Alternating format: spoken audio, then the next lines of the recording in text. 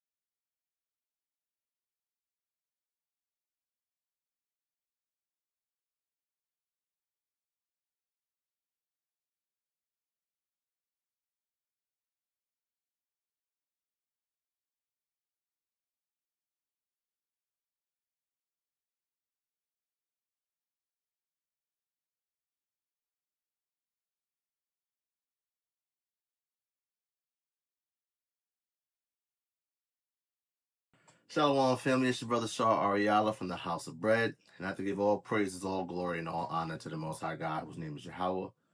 Of course, I do so in the name of His only begotten Son, Hamashiach, Yahawashi, who the world ignorantly calls Jesus Christ.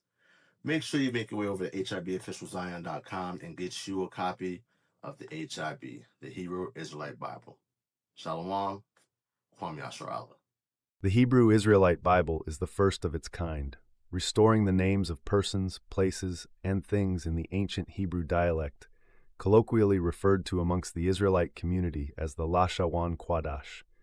Most importantly, it preserves the Most High's name YAHAWAH in the Paleo-Hebrew script. The Hebrew Israelite Bible comes complete with all 80 books found in the 1611 King James Version Bible, including the Apocrypha.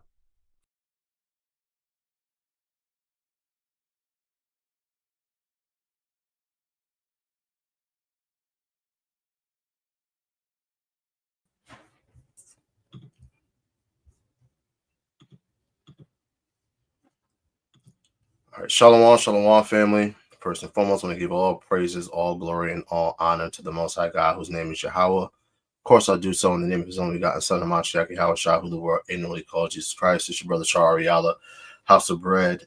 And you guys see the thumbnail, you see the title, right? We will be doing a peer review of the presentation by our brother Zion Lexx on Inside the Nation Radio this past Friday. I will be on Inside the Radio having a conversation with the brother Zion Lexx this Friday, so make sure you guys tune in for that as well. But again, I want to give all praise, glory, honor to the Most High God, YAHAWAH. Of course, I do so in the name of His only begotten Son, Yahawashi, who the world intimately calls Jesus Christ, right? So, I was asked to have the conversation with the brother Zion by the brother Abaya a few weeks ago, and I did not because I actually had some family over and I was preoccupied. But I did get a chance to, of course, watch the presentation by the brother Zion, and there were things that I agreed with, and there were things that I disagreed with. And what we're going to do is we're going to dive into the peer review in just a bit.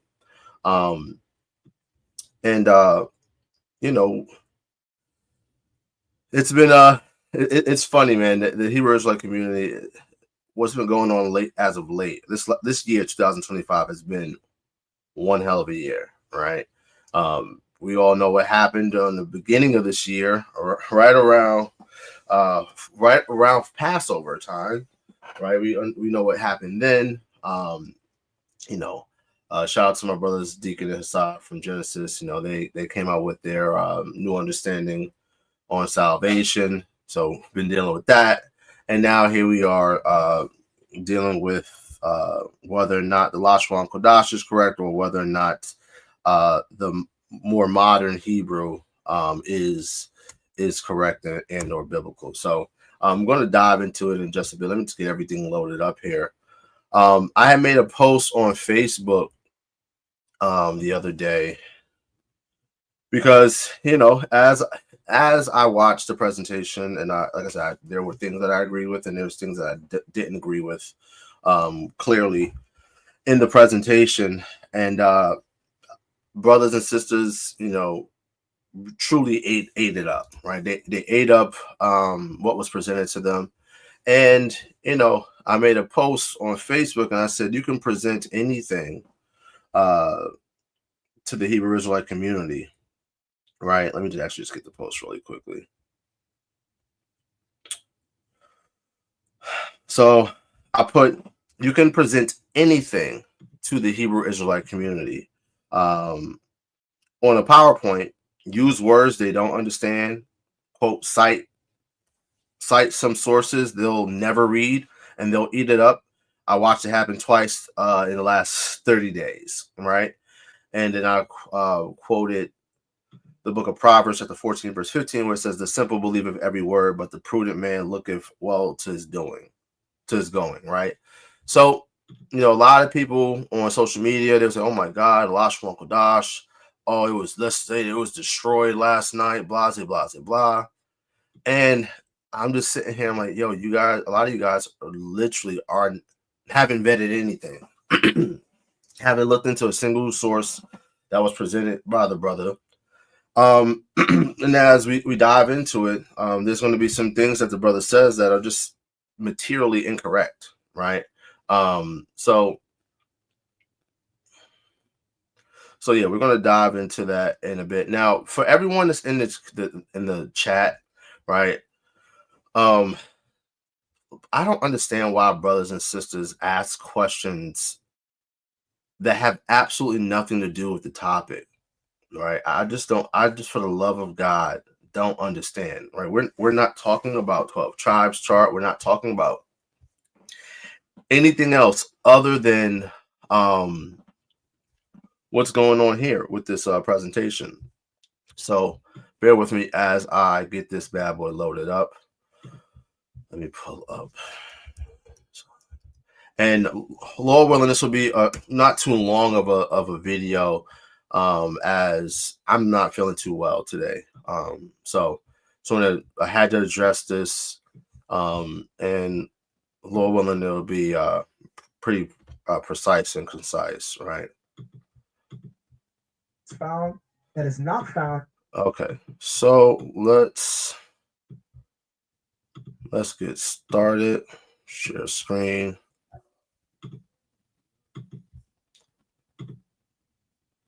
All right, make sure you guys like and share the video. All right, make sure you guys like and share the video. Hold on, what's going on here? Let me get this situated.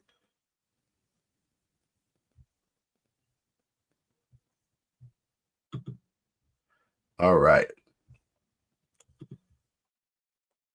All right, so the presentation is Yeshua, Yahusha, Yahawashi, and Hebrew grammar, right? Not reclaimed as yet because some of us still think it belongs to them. Champion it. There are many. And again, I'm not going to address every single thing that the brother says in the presentation, but let's just go to the first part, right? So right around here. If you call in, remember, respect the guest. The guest is our guest. And with that said, right, like I don't want anyone disrespecting the brother Zion Lexx in the chat. No disrespect. I got respect for the brother, especially because this brother was once part of the OT only community, which I literally have zero respect for niggas who are OT only. I'll say that. The fact that this brother, after years of being a champion on that side, now he believes in Yahawashi, whether he calls him Yeshua or not, like he believes in who the world calls Jesus Christ. He believes that he's the Messiah. So big up the bro. I mean, all praise to the Most High that, you know, the Most High drew him to Yahawashi or Yeshua, Yahusha. We'll discuss that a little bit later, but all praise to the Most High that he believes in the Messiah, right? Respect the guest, and we got to move you to the side and keep it pushing. All right. Son, you welcome. Ready when you're ready. All right. So tonight's presentation is entitled Yeshua, Yahusha, Yahawashi, and Hebrew grammar. So my challenge this evening is to, in this short amount of time, an hour and a half, is to share with you guys the differences grammatically between Yeshua, Yahusha, Yahawashi, and prove to you emphatically why one of them is more grammatically correct than the others, especially as it pertains to the biblical meaning of these names. That's important. So biblical meaning, and when I watched the presentation, I didn't watch any of this beginning part. I came in later on in the presentation, and since then I've looked at everything that he's presented on the presentation. But he's saying that one is more grammatically correct to the meaning. So the meaning is going to be important, right? The meaning that the reason why the angel tells Joseph to name Joseph's son this particular name, whether you say Yahusha, Yeshua, Yahawashi, that'll be, you know, determined a little later in the presentation. There's a meaning, there's a reason why. The same thing when we look at, for instance, Jacob's name was changed from Jacob to Israel, right? And Israel is a very interesting name because there's a couple ways in which you could break it down, right? And looking at the parts and looking at the root of the name, right? But the angel literally gives a reason why Jacob's name was changed from Jacob to Israel. He says, because thou hast prevailed with man and with God. This is why he named him Israel, right? As we would say Yasharahla, I believe the brother Zion Lexx, he says Yasharahla, right? What have you. Now, you could break down Israel as being Yah, meaning he, right? Shar, meaning prince. Allah, meaning God. He is a prince of God, right? But when you look at the definition, the reason why it is because he has prevailed with God and with man, right? So the word Shar, which means prince, like my title here in the House of Bread is Shar Ariala, right? When the priest comes on, his name is his title is Shar Kahan Kalakihawa, right? We got Shar Yeramia, we got Shar Mayasha Ali, we got Shar Hayaman, right? That word, which is a title and a noun, right, which gets translated as officer, prince various times throughout the scriptures, it derives from a Hebrew word sharar, right? Or I'm not sure how my brother Zion will pronounce it, sharer, right? It literally means to prevail. So he prevailed with God. That's literally why Jacob's name is Yasharahla, Yasha'al, Israel, whatever you want to call it, right? However you want to pronounce it, right? So when you look at the name, you could break it down as Yasharahla, upright of God, right? Because the word Yashar means upright or righteous, right? Or you could look at Yah, meaning he, Shar, meaning prince, Allah, meaning God. But in all actuality, the true meaning and the reason why that name was changed is because he prevailed, Sharar, with God, right? He wrestled an angel. So he's talking about the meaning of the name of who the world calls Jesus Christ. And we'll look at that when we get to that point. But I just wanted to point that out really quickly. That's very important in his presentation. Still going to take the time to actually begin my discussion by differentiating biblical Hebrew from what we call Lashawan Qadash, based on what we know in academia. So with that, you can go to the very first slide. All right. So some people on social media claim that Hebrew and Yiddish are the same language. Right. So this is where he starts off with, right? Dispelling this notion. And this is a talking point that a lot of brothers who are, come from One West, who, they adhere to Lashawan Qadash.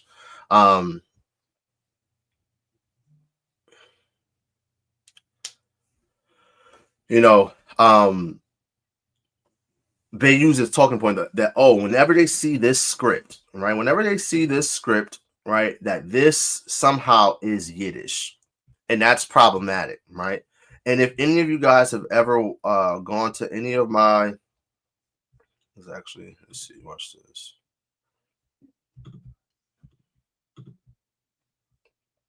If you take a look at my channel, right? Lord in Christ.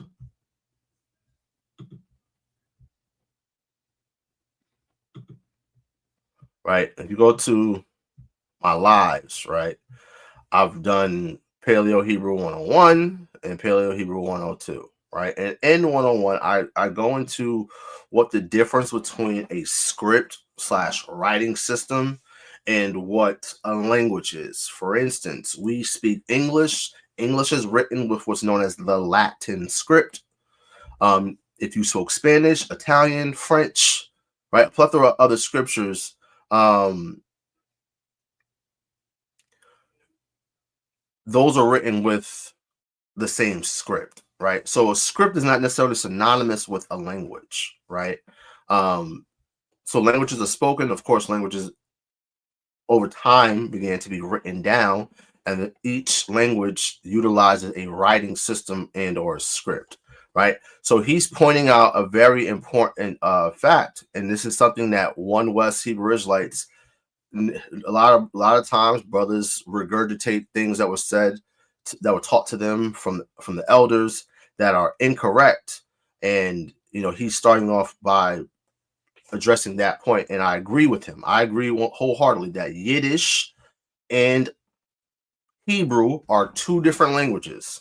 They're not the same. They utilize the same script. Okay. So if you are, in a camp that comes from One West, you have to stop using that talking point.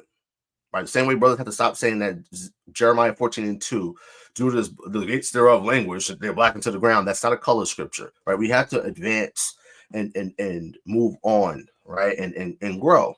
So I agree with many of the sentiments that the brother presented concerning that right there, right? Specifically talking about how Yiddish and Hebrew are not the same.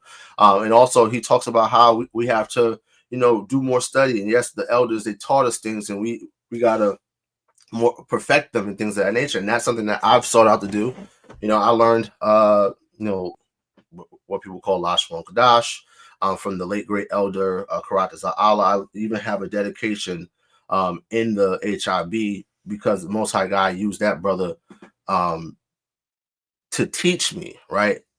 Like the Most High God through his spirit raised up that elder, right? And then I watched that elder, I learned from that elder, and I continue to go on this path of studying the Hebrew language. So I agree with this. So we're going to skip past this really quick because the brother Zion Lexx is correct here. Now, Let's move on. So again, calling this the Yiddish in 2025, that has to stop. I agree. Calling this Yiddish in 2025 has to stop because it's not Yiddish. Okay? Let's continue. Brother, next slide. Now I could look at that wrong way. I could look at that, and even though I can't quite read the Hebrew like that, I can see that it's the same. Really quick before you go into this next slide, hold on one second. Yason 9302. Listen, we ain't talking about Gentiles and who get salvation and who don't. This is not that conversation. Put them on a timeout. We want to keep the focus right here. This is a powerful show that we're doing right now, brothers. Go get the power presentation. We do not want to take from that. Let's keep the focus right here where it is. You got it. All right, so what we're going to do is listen to about 3 minutes of a video. I might even stop it before and just go on to the next slide. The person that I'm interviewing, his name is Abu Kohen. Abu Kohen, right? He's the so listen. So hold on. Kohen. So listen to what the brother Zion Lexx says, right? To help bolster his point, right? Because he's trying to dispel the idea that how we vocalize Hebrew, right? Given which we call Lashawan Qadash, right? That is incorrect. He points to this guy and how he speaks Hebrew, right? He uses this to build up his point, and I had a huge problem with this portion of the presentation, and I'll explain. He's the current grandson of the Samaritan high priest in Israel. So we know biblically there are people called the Samaritans that are brought into Israel. So notice what he says. There are Samaritans, there are people who are brought into Israel. The term Samaritan goes back to the word Samaria. Samaria was the capital of the northern kingdom of Israel, right? The northern kingdom was taken out, all right, by the Assyrians, all right? And then the Assyrians, they bring in people to that land. So notice that he says that. The Assyrian exile. They came into the land from since the Assyrian exile until present day. Until present day. What is called Kitab Achurit, which some people call the modern Hebrew script. They don't use that. They use Paleo Hebrew. So he says they don't use that, they use Paleo Hebrew, right? Samaritan. Just look at the Samaritan script. Right, so you have the Samaritan script, or some Samaritan script is the alphabet used by Samaritans for their religious and liturgic writings. Serves as a script for the Samaritan Pentateuch of texts in Samaritan Hebrew, in commentaries and translations of Samaritan Aramaic, and occasionally Arabic. Right. So if you look at this script that they use, it is not Paleo Hebrew. It stems from Paleo Hebrew, right? From the Paleo Hebrew script. Again, when I say Paleo Hebrew, I'm talking about its script, right? There's no language called Paleo Hebrew. There's just a language called Hebrew, right? There's a language called Aramaic, right? Some scholars, they'll say, well, there's a language called Phoenician or Canaanite or Moabite or even Edomite, right? And depending on how you look at it, right? Some might surmise that the Canaanites, the Israelites, the Moabites all spoke the same language. And when you really look at Aramaic and Hebrew, they're not too dissimilar. They're very close, right? But languages change over time, right? But as we can see here, this is not the same as Paleo Hebrew, right? Let's look at Paleo Hebrew. Paleo Hebrew script.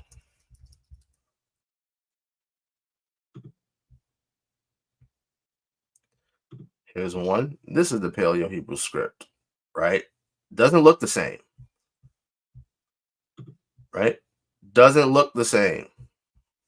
Now, the Paleo Hebrew script, it changes over time, right? You know, we have something what we call Proto-Sinaitic, and we have Proto-Canaanite, things of that nature, right? It changes over time. But as we can see here, that's not the same as this. This is the Samaritan script. So they don't even utilize Paleo Hebrew.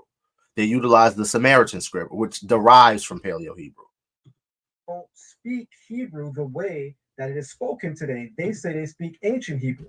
They say that they speak ancient Hebrew.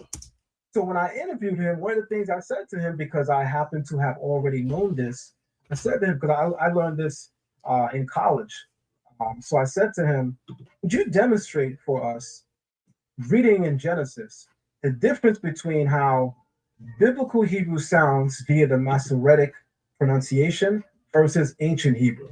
So again, he's positing that what this guy speaks is ancient Hebrew, right? The word paleo means ancient, for the record, versus the modern Masoretic script, right? Samaritan Jews as a people group, they certainly preserve ancient Hebrew because they did not buy. So he's positing that they have preserved. Let's just go back. The difference between how biblical Hebrew sounds via the Masoretic pronunciation versus ancient Hebrew. So the Samaritan Jews as a people group, they certainly preserve. So he's calling them Samaritan Jews. I'm just going to be flat out. This nigga right here is not a Jew. This guy is not an Israelite. Point blank, period. Okay? Ancient Hebrew, because they did not buy into much of the ideology of the oral tradition. They don't follow the Masoretic texts. They don't follow rabbinic thought. They have their own traditions, and they only follow the first 5 books. They read other areas of Tanakh, but their foundation, they say, is in the first 5 books, and they only speak what they call the ancient Hebrew. So I said, how does that sound? So I want you to press play on this interview, and let's see how ancient Hebrew sounds, because in our community, we're taught that Lashawan Qadash is the ancient Hebrew. And ancient Hebrew has 2 sounds, ah and I. Divine Prospect is in the building. Dr. Divine Prospect, Dr. Ron Shields is in the building. I'm sure he would resonate when I say there's a lot of issues with that. Because to say that a language has 2 sounds, ah and I, is automatically problematic. So let's move forward. So they have some issues with the audio during the presentation. Sound with ancient Hebrew. Yes. So in ancient Hebrew, in Samaritan Hebrew, it would sound like this. We say, Barashet bara eluem it ashamim with aris. Waris ayata te'u be'u. Washek alfani tum. Uru eluem emra efat alfani amin. That's very similar. That's strikingly similar. So now it's similar to how he pronounces it. Okay. Yeah. There are some differences, obviously. Like I'm noticing that. Sorry, one more second. I'm sorry. My apologies. Now they can hear it. I even now can hear it on my separate device. When it was playing, I actually realized that on my tablet I couldn't hear it. That was my phone that was coming through, so I couldn't hear it. But the people are able to hear it. If you could just take it back maybe 40 seconds alone, where I start to read and then he starts to read, so that the people can compare the difference between the 2. I want to make sure.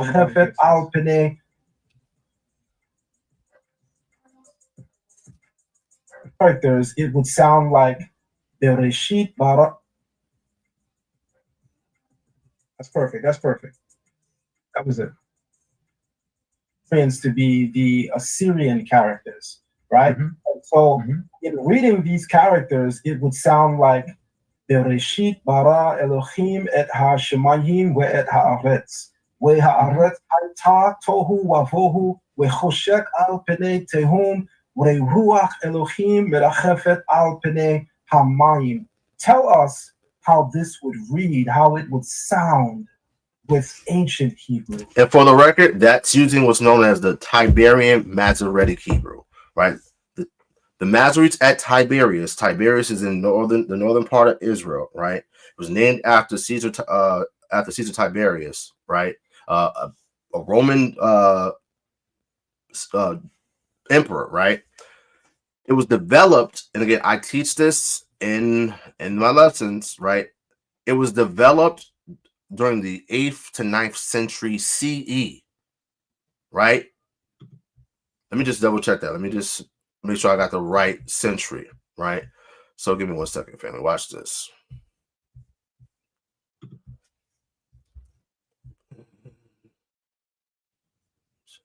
Watch this.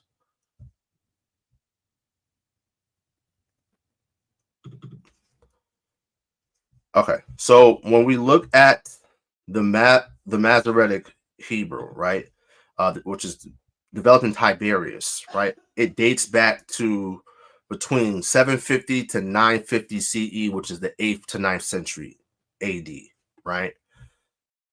So that's not ancient, right? That's not ancient, and that's not paleo, right? So Zion just read it, given the Masoretic vowel points known as the Nakud. Again, developed well after the children of Israel were cast out of the land of Israel, right? We had the first Roman Jewish wars between 66 and 73 AD, right? The vast majority of us are exiled, right? We're led to the slaughter, right? We, many of us go into captivity. And then there's a remnant that's still in the land. Then we have the Bar Kokhba revolts, right? The Bar Kokhba revolts was around 135 CE or AD, which would be the 2nd century AD. And then after that, right, we're out of here, right? We're far from the land. So these so-called Jews that are living in Tiberias, Israel at that time, these are Edomite converts who created that, not the children of Israel. And between 135 and, let's say, bare minimum 750, right, CE. How many years is that? That's 600 years of time. So let's note that. Now, I want to actually show something real quick. Let me get this quick little link because there is a gentleman by the name of Wes Huff. He's a Christian apologist, and I believe he's getting his doctorate. Hebrew. He's getting his doctorate as well, or his PhD. Just listen to this quick little clip that he said, I think, on the Joe Rogan podcast. In the Dead Sea Scrolls, but modern Hebrew has the Hebrew in the Dead Sea Scrolls, but modern Hebrew has it has vowels that were developed in the Middle Ages to figure out how to pronounce it. Because basically, ancient Hebrew doesn't have a vowel system in its writing that's overly comprehensive. And so in the Middle Ages, when you have these groups of Jews who are copying these Hebrew scriptures, who aren't speaking it as much as they're reading it, you got to figure out how to pronounce it because vowels make a difference. But if you took all the vowels out of English, if you're a natural English reader, you could probably figure out what was what if you're looking at the page.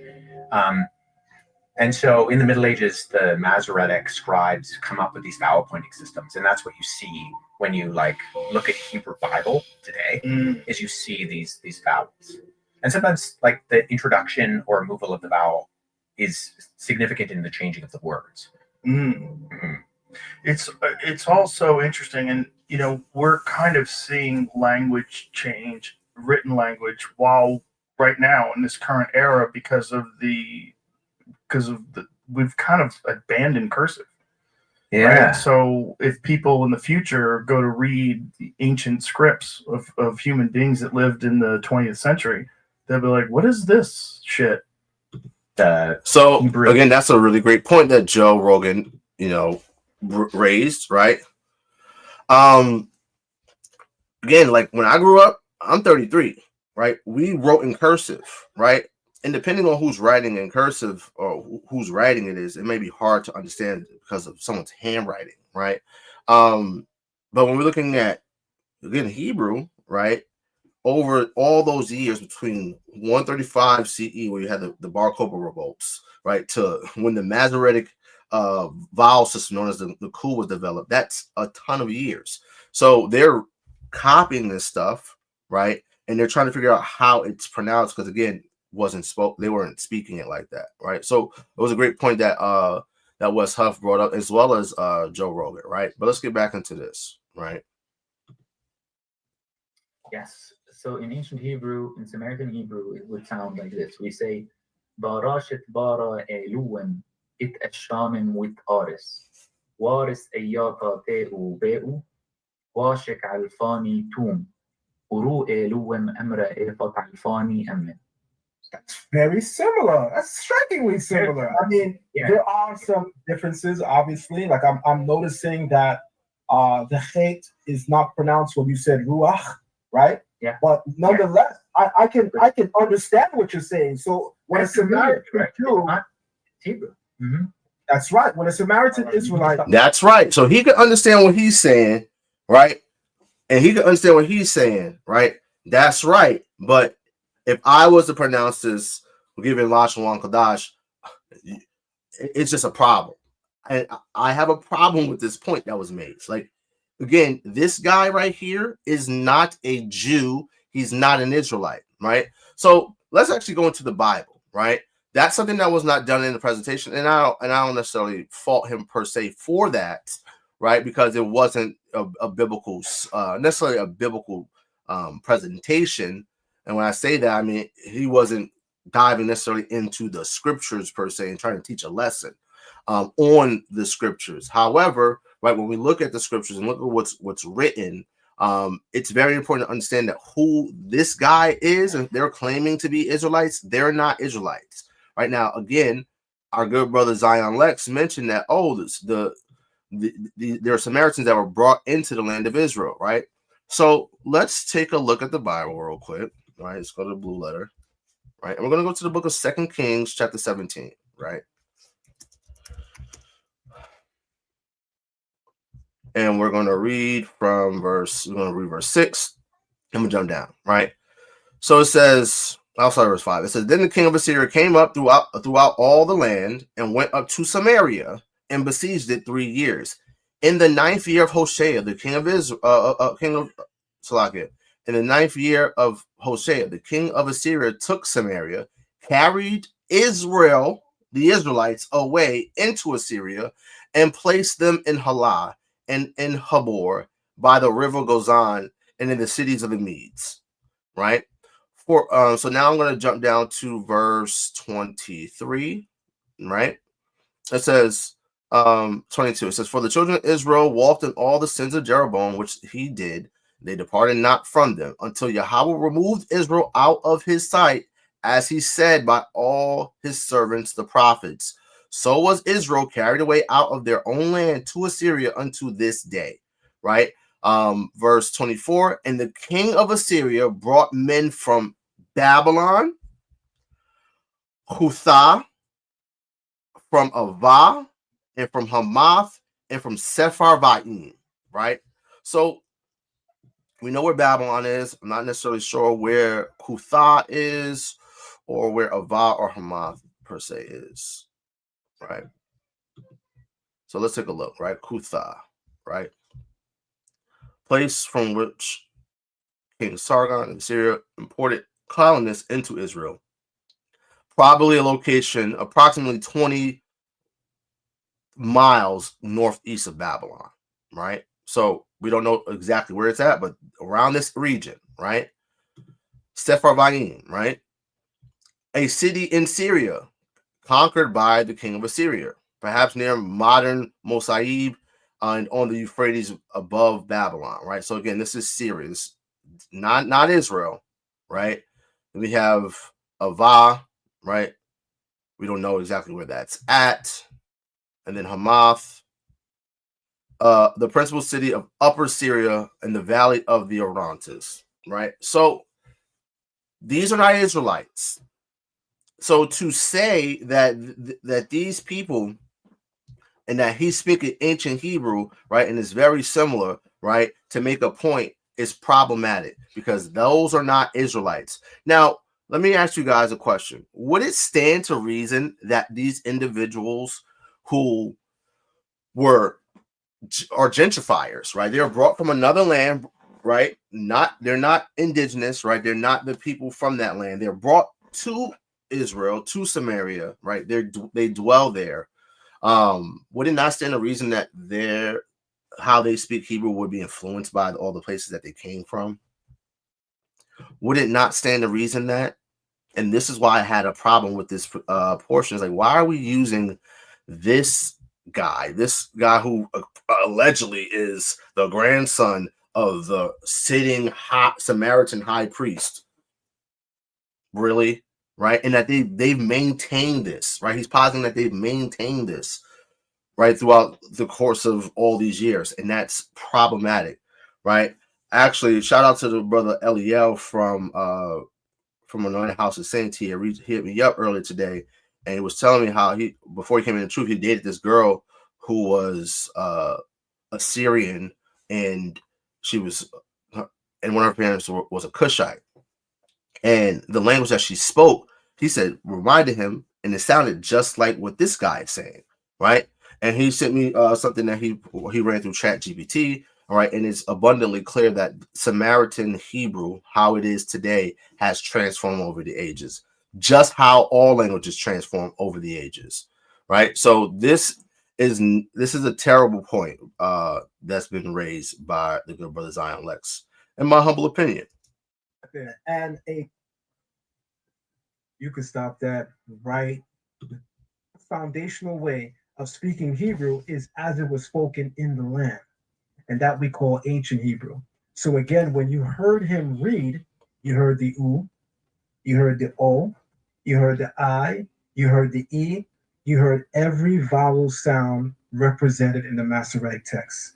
Something that Lashawan Qadash says doesn't belong to ancient or Paleo Hebrew. So now I'm going to take you with the next slide into historical attestations of Semitic languages that are considered even earlier than Hebrew, and they all have vowels.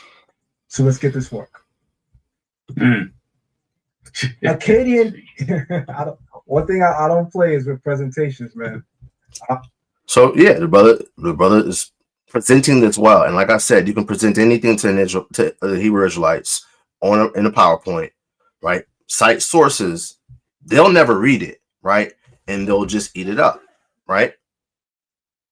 And as we see, the title change of this video, so it looks like the good brother Abaya ate it up, right? And actually, I can tell that from a Facebook post that he made, right? Oh, it's safe to say that Lashawan Qadash died last night, right? And again, I find it hilarious that that's what's being purported, because there's just several problems with many of the things that were said. So actually, let me just take a look at something real quick. I want to pull up, where is that? Right, is this the one? All right, boom. Right here, page 35. Right. So we're gonna pull up what our good brother Zion Lexx is getting ready to say, and I'm actually gonna go into this source, right? And again, what I'm about to lay out is how this logic that he's getting ready to employ, right, is faulty for several reasons, right? And the source that he uses, right, proves what I'm saying, right? So let's continue, right? Watch this.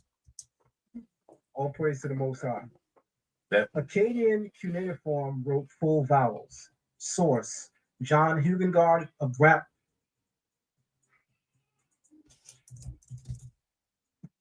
Using in Hebrew. They had full vowel ancestors, and there was attestation of the Akkadian people. So Akkadian. So I skipped over because he cut out and the bio corrected. I'm asking to restart, so I want to move forward a little bit. Therefore, the Akkadian people come on the world scene in 2300 BC. Timelines are important. The children of Israel are considered in history an Iron Age people. There's no attestation of a children of Israel earlier than 1400 BC, which is the Iron Age. Mm-hmm. The Akkadians still belong to what we're calling the Bronze Age, and they're a Semitic group of people. So he's saying that the Akkadians are a Semitic group of people. Okay. So they're related to us. They're our ancestors. He said that the Akkadians are our ancestors. Okay. I have a problem with that, and you guys should have a problem with that, right? So let's look at in the Bible, right? Let's go to the book of Genesis, chapter 10, right? So Genesis chapter 10, right, in verse 6. And the sons of Ham, Cush and Mitzrayim and Phut and Canaan. And the sons of Cush, Seba, Havilah, and Sabta, Ramah, Sabekta, the sons of Ramah, Sheba, and Dedan. And Cush begat Nimrod. He began to be a mighty one in the earth. He was a mighty hunter before YAHAWAH. Wherefore it is said, even as Nimrod, the mighty hunter before YAHAWAH. And the beginning of his kingdom was Babel, right? Babylon. and Erek, and Akkad. So, Zion Lexx said that the Akkadians are our ancestors. But we see that Nimrod, who's a Cushite, literally the son of Cush, the grandson of Ham, a Hamite, right? The beginning of his kingdom was at Babel, Erek, Akkad, and Calneh in the land of Shinar, right? That whole region, right? This would be what you would consider like upper Mesopotamia, right? It says, out of that land went forth Ashur, right? So Ashur, as we're going to see, comes through the line of Shem. They built in Nineveh in the city of Rehoboth and Calah, and Rezin between Nineveh and Calah, the same as a great city, right? So the Assyrians, which are a Shemitic people, they're not our ancestors, right? They come out of this land, right? Out of the land of Shinar, right? And these are the cities in which Nimrod had rulership over. So Akkad literally was ruled by Cushites, right? And of course, throughout the course of time, like different people would take over these different lands, like even Babylon, right? Again, Babylon started by a Cushite, right? You have the Amorites ruling in Babylon at a point, right? When we go fast forward to the time of Nebuchadnezzar, that's the Neo-Babylonian Empire, right? And those individuals who are ruling at that time, that's the Chaldean dynasty, right? The term Chaldee goes back to the word Kesed, right? Kesed being one of Abraham's nephews through Nahor, right? When you read in Genesis, right? So the Chaldeans, the Babylonians that took us into captivity, they're technically our cousins, right? But he said that the Akkadians, right, are our ancestors. No, they're not. They are just not. Okay? That's problematic. And some of you guys just ate it up.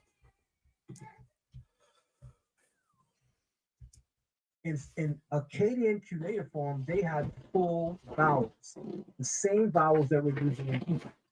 Source for this is John Hugenhard, A Grammar of Akkadian.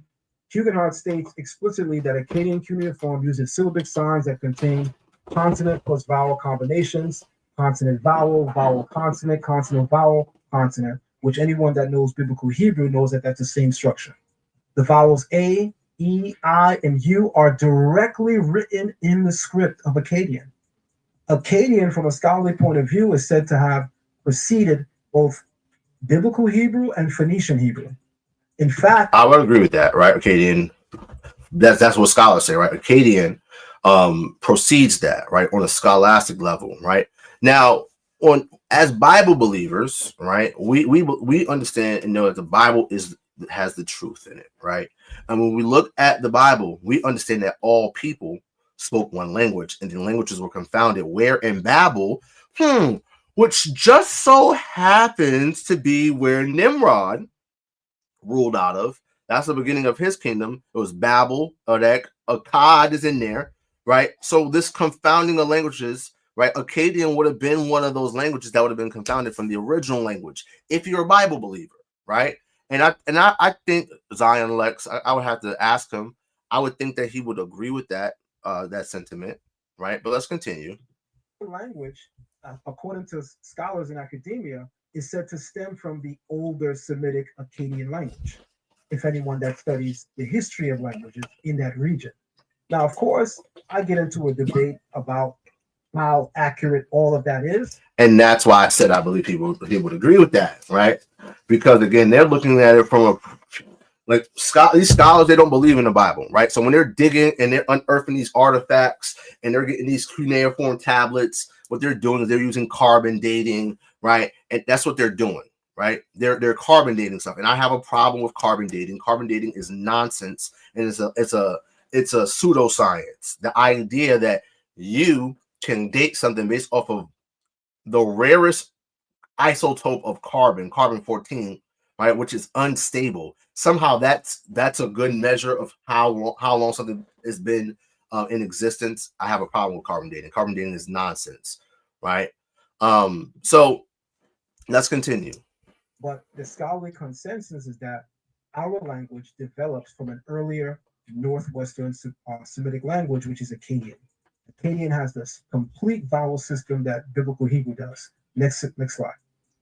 So before we move on, right, and again, it's going to be much of the same with some of these other sources that he's going to quote, right? Scholars are basing this stuff, right,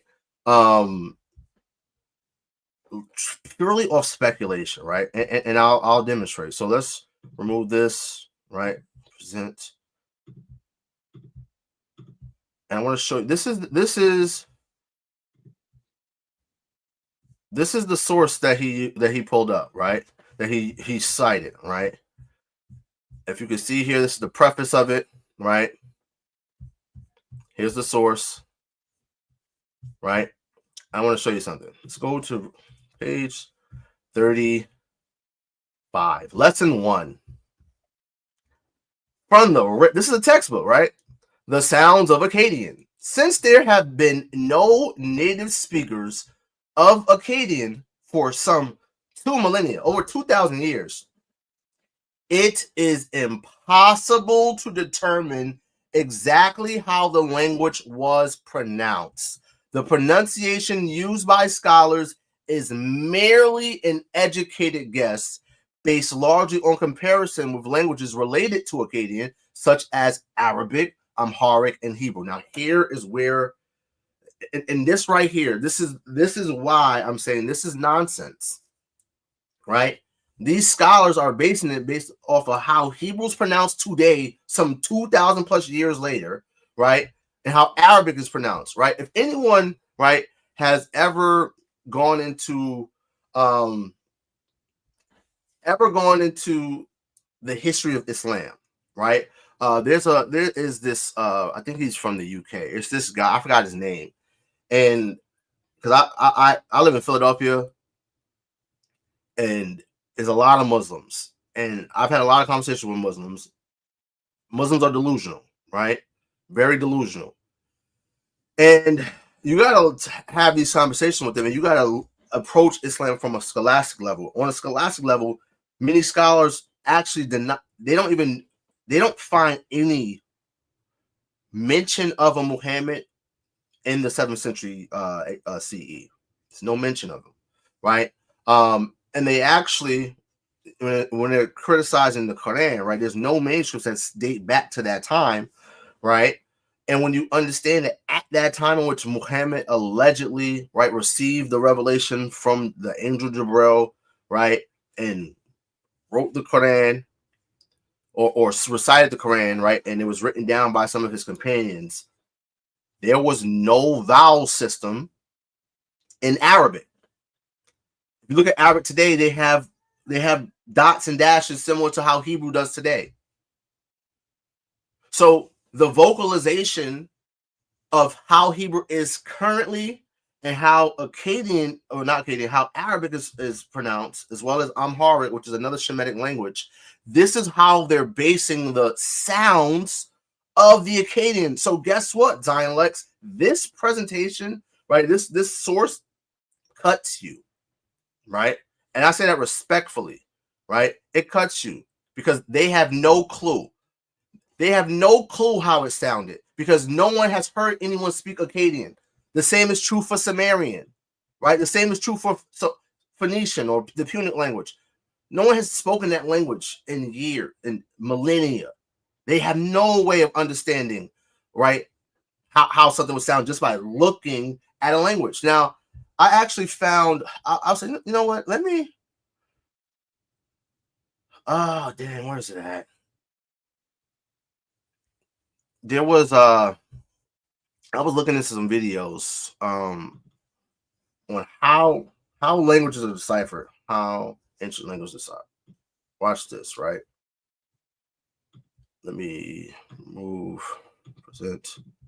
So, again, for the record, that source cut him, right? He used it. It cut him, right? So let's just use this brief one real quick. Fair use, fair use, fair use.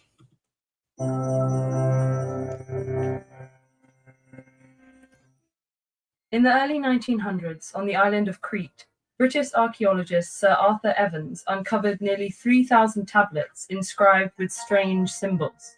He thought these symbols represented the language spoken by Europe's oldest civilization. Their meaning would elude scholars for 50 years. Evans discovered these tablets amid the colourful frescoes and maze-like hallways of the Palace of Knossos. He called the civilization Minoan, after the mythical Cretan ruler King Minos.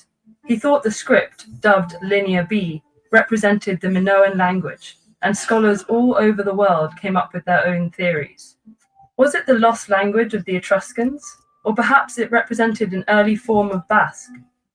The mystery intensified because Evans guarded the tablets closely. Only 200 of the inscriptions were published during his lifetime, but he couldn't decipher the script. However, he did make 2 accurate observations. The tablets were administrative records, and the script was a syllabary, where each symbol represented both a consonant and a vowel, mixed with characters that each represented a whole word. Evans worked on Linear B for 3 decades, before a scholar from Brooklyn, New York, named Alice Kober set out to solve the mystery. Kober was a professor of classics at Brooklyn College. With that name, I'm assuming she was Jewish. When few women held such positions. To help in her quest, she taught herself many languages, knowledge she knew she would need to decipher Linear B. For the next 2 decades. Now, Akkadian was one of those languages, right? And just how this particular language was decoded, the same had to be for the Akkadian language and the Sumerian language, right? Scholars had no clue how these things were pronounced. And so they had to try to decipher the text, right? Even when we look at, for instance, Egyptology, right? And the study of the Metaneter, which are the hieroglyphs, right?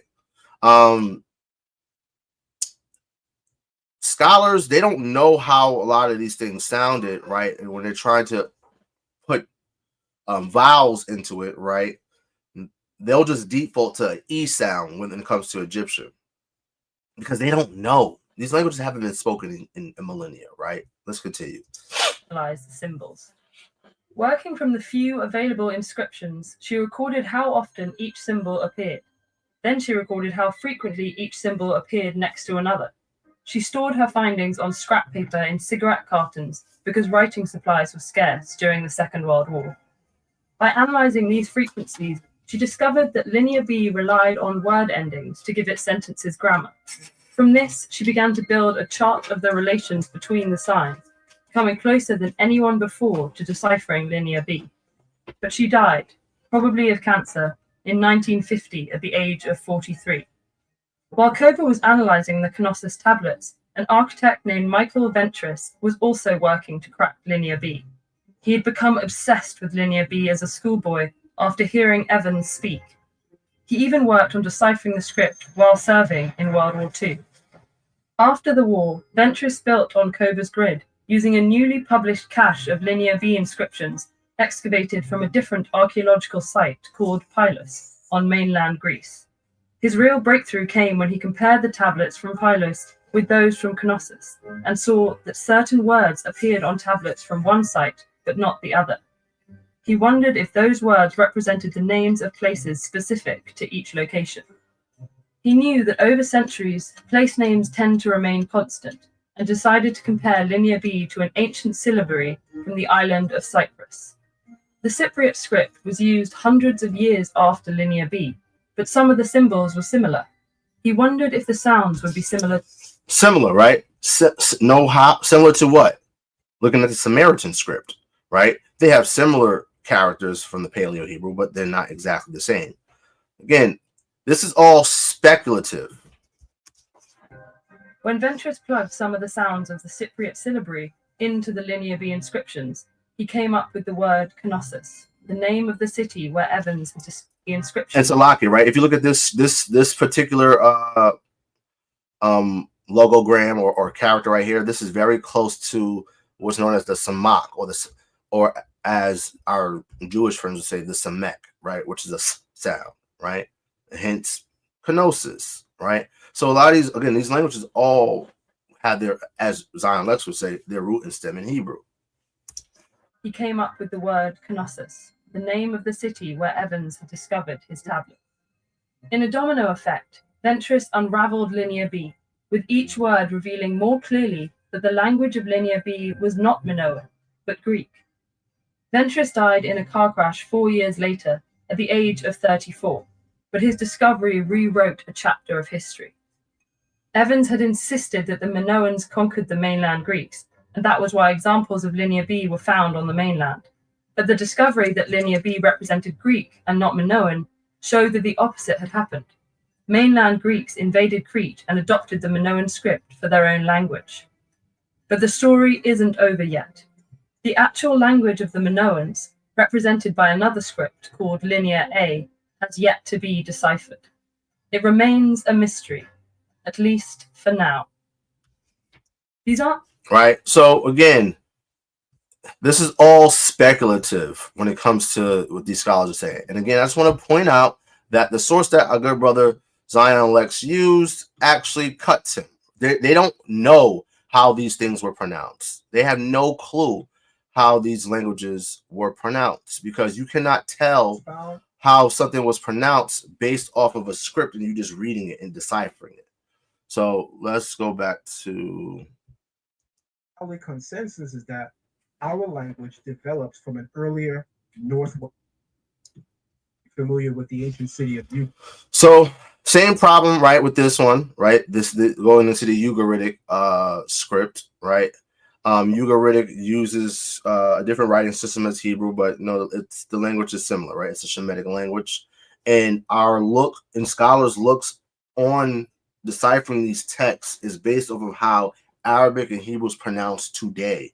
And Hebrew, how it's pronounced today, is emphatically dictated by the Masoretic Nakud, right, which comes into existence at least 600 years after the children of Israel were out of the land of Israel, right? These are Edomite converts that are trying to figure out how these words are pronounced. So guess what? They don't know. So let's move forward off of this one, right? This right here, this is where things start to get crazy. Familiar with the ancient city of Ugaritic.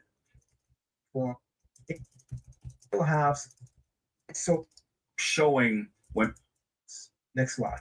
Significant markers in terms of the A, the I, and the U sounds. Next slide. And so, you know, I'm a student and I'm definitely learning right now. So quick question. You're basically showing when people say, hey, the vowel sounds were added later, you're going... Now in a place called Akkad, or what is called the Akkadian people, right? So that Fertile Crescent is called... Sounds were added later, you're going... Now in a place called... Why is that? When people say, hey, the vowel sounds were added later, you're going... Now in a place called... I don't know what happened with the video. It must have been a glitch. But let's continue. Or what is called the Akkadian people, right? So that fertile... Who he said are our ancestors. They're not our ancestors. I don't know what the brother is talking about. They're just not our ancestors. Actually, when you look, we come through Shem, right? The nigga who founds this city comes through Ham. We're not the same. That connects the Levant to Mesopotamia is literally the route of travel that our ancestors migrated and traveled in order to come to that region. So when you go back, right, or when you reverse engineer the walking or the route of our ancestors, you actually get to see that we do have our origin in Israel. But again, when it comes to Semitic languages, I'm going to show you the oldest Semitic languages and how they all have our vowel systems that we're using today. He said they all have our vowel systems. Again, the source in which he used, right, the first source in which he used says, yeah, we don't know how any of this stuff sounded. They don't know. And that's a problem, right? So when brothers are saying that, oh, he destroyed this, blah, blah, blah, blah, and they're just eating it up, brothers never even looked at that. They never, ever, ever looked at the actual sources. They just say, oh, wow, he cited the source. Oh, wow, cool. Listen, funny enough, I'm not going to put the brother's name out there, right? But a brother, let me pull up the message that he sent me the other day. Where bro at? Boom, right? So he hit me up on IG the other day because, again, like I said, I made a post on Facebook where I said, you know, you could present anything to a Hebrew Israelite, right, on a PowerPoint, right? Cite some sources that they'll never read and they'll just eat it up, right? You can present anything to them, right? So a brother hit me up. He says, peace, King. He said, your point about how we often just believe things without actually reading the cited sources is 100% accurate. He said, it made me think about when Zion publicly claimed to subscribe to Christ on a biased platform. So again, shout out to the brother Zion Lexx for coming to Hamashiach, right? Hamashiach, however you want to pronounce it, right? He believes on the Son of David, right? So shout out to the brother, right? He says, and mentioned a source called the Hebrew New Testament by Al Garza. He said that the source denied the virgin birth. So then he said, so I was like, oh, let me get a hold of that source, because I didn't watch that presentation, but if I heard it, I'm like, oh, snap, that source, I need that source, because again, we battle with Christians all the time, right? So he says, so I bought the book, read it, and found out it was actually teaching and emphasizing the virgin birth, opposite of what he used and cited the source for. LOL. More of the story is niggas will misrepresent source material, so we have to read the source material. But most are indeed simple, right? And again, this goes back to what I said, right? The simple believeth every word, right? So now he's going into what's known as the Kirbet Kiafa Ostrakhan, right? Let's play. This is not the Yiddish saying A-E-I-O-N-U. It's not English, or it's not European. I've heard, and I'm not going to say names because I've grown in my journey to really love my Israelite brothers and sisters, right? On a really, really genuine level. There was a time where I called names and, made fun and, took shots, but at some point you got to grow. And that's why, again, I'm not disrespecting the brother. You know what I mean? I have respect for the brother, right? He's a brother in Christ, so to speak. So I respect the brother, right? And the brother he's not a fool, right? He's a very intelligent brother. So I don't want any disrespect to the brother, right? And I agree with what he's saying right here. 3 weeks ago, I just said, right? I'm known for throwing ad-homs, right? But you know what I mean? Like I'm trying to turn over a new leaf. I'm trying to be, a nicer guy, right? My 46th birthday. I'm 4 years from 50. I'm not supposed to behave like everybody else. At my age, I get to decide whether or not I want to show up to the clown show.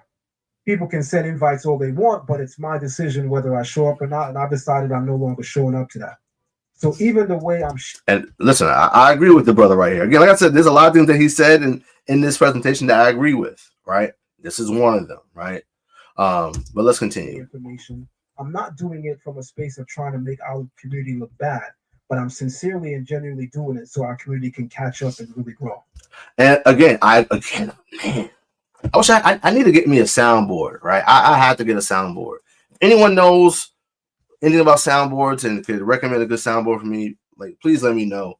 I need a soundboard because I would either drop a bomb, you know what I mean, big up listen, I agree with that because the Hebrew Israelite community can be very, very stagnant. And again, the scripture said that knowledge shall increase. We have to continue to grow and learn, right? We can't be settled on our lees, right? As the scriptures say, right? And think that we're the home of the truth. Oh, we're unchanged since 1969. Like that approach is what turns people off. And our job is as messengers of Yahawashi, right? As messengers of the gospel is to bring people in, right? We're supposed to compel people to come to the marriage. I don't want to go to your party when you're acting a damn fool, right? So I agree with the brother on this sentiment, but let's continue. Where things are going to go now is really interesting because we actually have... I agree. Like artifacts, Hebraic artifacts that attest to vocalization. So for instance, the Qadash Kiafa Ostrakhan dated to 1950 BCE, often associated with the early kingdom of Judah, the time of David and Solomon. This ostracon shows that the letter Wav is used to mark an O and U vowel. You know how we're saying Yehoshua? You know how we... Okay, hold on. So you're saying the Wah. All right, so just so we understand, Hebrew, right, in the writing system that it uses, whether you're looking at the Proto-Sinaitic, Proto-Canaanite, Paleo-Hebrew, right, is a consonantal language. It's an abjad, right? Let's look it up. Is Hebrew an abjad? Yes, Hebrew is an abjad because its traditional writing system primarily consists of letters for consonants. It says with vowels indicated through optional diacritical marks or nakud. Right? It's a consonantal language. So now, let me close out. We got a huff over here, right? So you're saying that the Wah is being used as a O or U sound. How do they know? Right? Let's just look up the Kirbet Kiafa Astrakhan, right? Kirbet Kiafa Astrakhan. Right? This is what it looks like, family. This is what it looks like. I see a tet, right? I see a tet right here. I see an aleph right here. Right? But notice how the aleph is in a different direction, right? I can very faintly see certain characters, right? That's being used here. Come on. Right? And this is the R's rendition of the Astrakhan. Notice how this is this way. This is like, this script is crazy, right? Again, this is a tet, right? I would say this is, I would assume this is a yod, right? Not yod, a wah. This is probably a either a shin or a mayim, right? This is the Q character, a qua, right? This is probably a ka. But this don't look like Paleo Hebrew, right? But let's continue. Let's see what our good brother says. In Hebrew, what we call either the vowel kolam or the vowel shuru. Kolam and shuru, these are literally, these terms come from the Masoretes, the Tiberian Masoretes, which again dates back to between 750 and 900 CE. These are not Israelites who are creating this. This is hundreds of years after we've been kicked out of the land. We've discontinued from our heritage, right? Right. Those two vowel markers and those two vowel signs are deciphered and found on Hebraic artifacts. So this Astrakhan shows that we did in fact use the Hebrew letter Wav to produce the O and U sounds. How can you tell that based off of just looking at this? How do you know? You don't know. This is all speculation, right? You got these different scholars, right? They have different translations and they're trying to figure out what this means, right? You got Galil, Yardeni, right? Emily Payuk, right? Millard, Dembski, right? They all have various different translations of what they're trying to decipher what this text is saying, right? And so to use this to say, oh yeah, we got vowels here. How can you tell that or how it sounded based off of this? You cannot. But let's continue. This is where things start to get really interesting, as the good brother said. Masoretic text. Also, the yod possibly marking I and E vowels, although that part is heavily debated. Several scholars, Garfinkel, Miskov, identify. So notice it says identify probable matrices, right? Which matrices, like they notice, is the idea that Hebrew used consonants like the wav, the yod, right, the hey, right, to produce vowel sounds. And again, that would come through contact from other languages and the sounds that they have, right? Keep that in mind. Again, things get very, very interesting. Probable mattress, right? Mother of the tongue, mattress lectionis. So, with the exception of the letter of yod being questionable as producing the I and E, the scholarly consensus is that this particular relief demonstrates that the Hebrew letter wav, this is not a relief, in fact, produced the O and U sounds. Next slide. Hey, bro, watch this. Watch this. If you're trying to read the smaller print, just remember on your phones you can use your 2 fingers and make it bigger. Well, so guys, all right. So look. I want you guys to look at this right real quick. Benjamin Direwolf, shout out to you, brother. Again, thawadath, YAHAWAH, shanyam-ishar for your continuous support, King. So he put Ecclesiasticus 4:28, strive for the truth unto death, and the Lord shall fight for you. Much love and respect to Ariella. And again, shout out to you, brother. Much love and respect to you too. This brother, if I'm not mistaken, I believe this brother, right, actually learns from Zion Lexx as well, right? So he says next slide. Well, before that, let's actually take a look at this the source that he used, right? And I don't know, like I'm not gonna posit that the brother is being like did this disingenuously. I'm not gonna say that. But it's odd to say the least, right? So guys, notice it's the same exact thing. So Kirbat Kiafa inscription from Palestine, a full and totally different reading by Zachariah Muhammad, right? This guy is an Ishmaelite, right? So it says in a previous paper published in academia, I concluded that the Kirbat Kiafa inscription has to be read from bottom to top, which means that all the previous readings that read the text from top to bottom were false. You cannot get the story of a text by reading it from the opposite direction. That is true, right? So this guy is positing that it has to be read from bottom to top, right?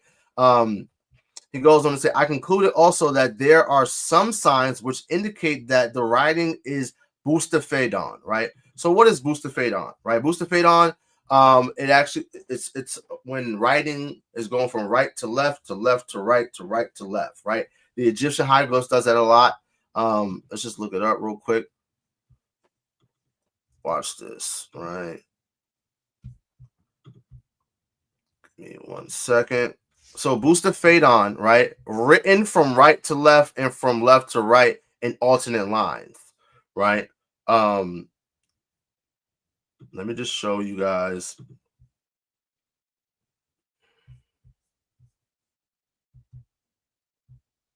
A picture of what they say bustafedon is, right? And it means to turn like the ox, right? So give me 1 second, family, and let me show you guys exactly what I'm talking about. Remove, present, screen, boom, share. So this is bustafedon, right? Let's go back for the definition. Bustafedon, right? Written from right to left and from left to right in alternate lines, right? Now look at this. Just look at this, right? Right to left, left to right. So it reads like boop, boop, boop, boop. So this is going this way from the top. The guy is positing that it should be read from the bottom and bustafedon, right? That's what the source that Zion used. The guy is saying that this is written in bustafedon and not normal right to left how Hebrew is written, right? So now let's go back to the actual. This is, again, he was right. This is where things get very interesting. In this paper, I will be presenting a complete reading of the inscription, claiming that the language of the inscription is not Proto-Canaanite, Canaanite, or Hebrew. So the source in which Zion Lexx went to, okay, the source in which he went to, right, and he had on his presentation, right, he's saying, oh, this shows the wav and the yod being used as these vowel sounds, right? The yod is not necessarily like it's contested, but definitely the Wah, right? Well, guess what? The source that you had on your slide, right, is this one. And this author is saying it's not Proto-Canaanite, it's not Canaanite, nor is it Hebrew. It is rather a language related to North Arabian sphere. As for the script, it is a unique mixture from the Arabian scripts and the local Phoenician Canaanite scripts, with the big share of for its first, right? The big bomb of the inscription is this. It seems that it is mentioning the name Kiafa, the town in which the inscription was found. The text is a contract written Bet Kifat, right, or at Kiafa or in Kiafa, and this seems to be the name Kiafa itself, right? So let's just do a quick little, just get a little summary, right? And actually, when I found this, right, I actually want to show you guys where I found this presentation, right? This particular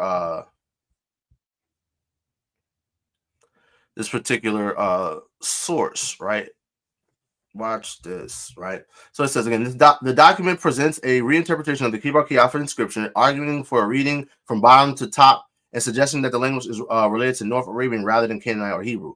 The author proposes a new reading direction and interpretation of the Kibar Kiafa inscription, challenging previous assumptions. The inscription should be read from bottom to top, contrary to previous top to bottom. The text may be Bustafadon, indicating a unique writing style. The language is suggested to be related to North Arabian rather than Canaanite or Hebrew. This inscription mentions the name Kiafa, indicating the location of the inscription. Right. So again, the guy is saying that this is a contract between two individuals. Right. And as you look, just take a look at this actual. This is the Astrakhan, right? Here are some of the characters, right? What really made me scratch my head, right, is when I started getting over here, right? So let's just read real quick. It says, if the mission is only about 5 letters only, then why are we not able to reach an agreement about them? My answer is this: because we dealt with the script as Proto-Canaanite, and reality is not. In most cases, any text labeled as Proto-Canaanite was in means as Hebrew. The term Proto-Canaanite is somehow becoming a cover name for Hebrew language. In reality, our script is of a mixed nature with a big share of it relates to North Arabia. Moreover, the language itself does not belong to the Canaanite sphere. It rather belongs to North Arabian sphere. Let me then start at my try to decipher line 4 according to these suggestions. First word, right? It says, although the first letter is for sure very similar to the Phoenician Canaanite letter shin, right? It is also very close to the North Arabian S, right? So then I started seeing these names. I'm like, what the hell is Dume Idic? What is Taymanitic? Right? I started looking this up, right? And that's when I found out that, oh snap, these are North Arabian scripts, right? So this source again cuts Zion. It cuts him.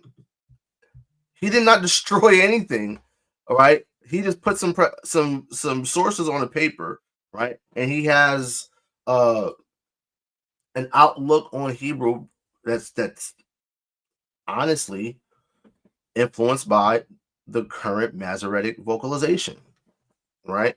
So check this out, right?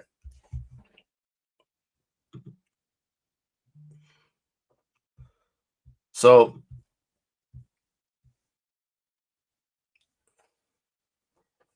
log in quick.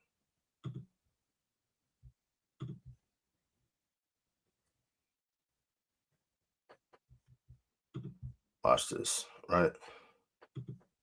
Read more.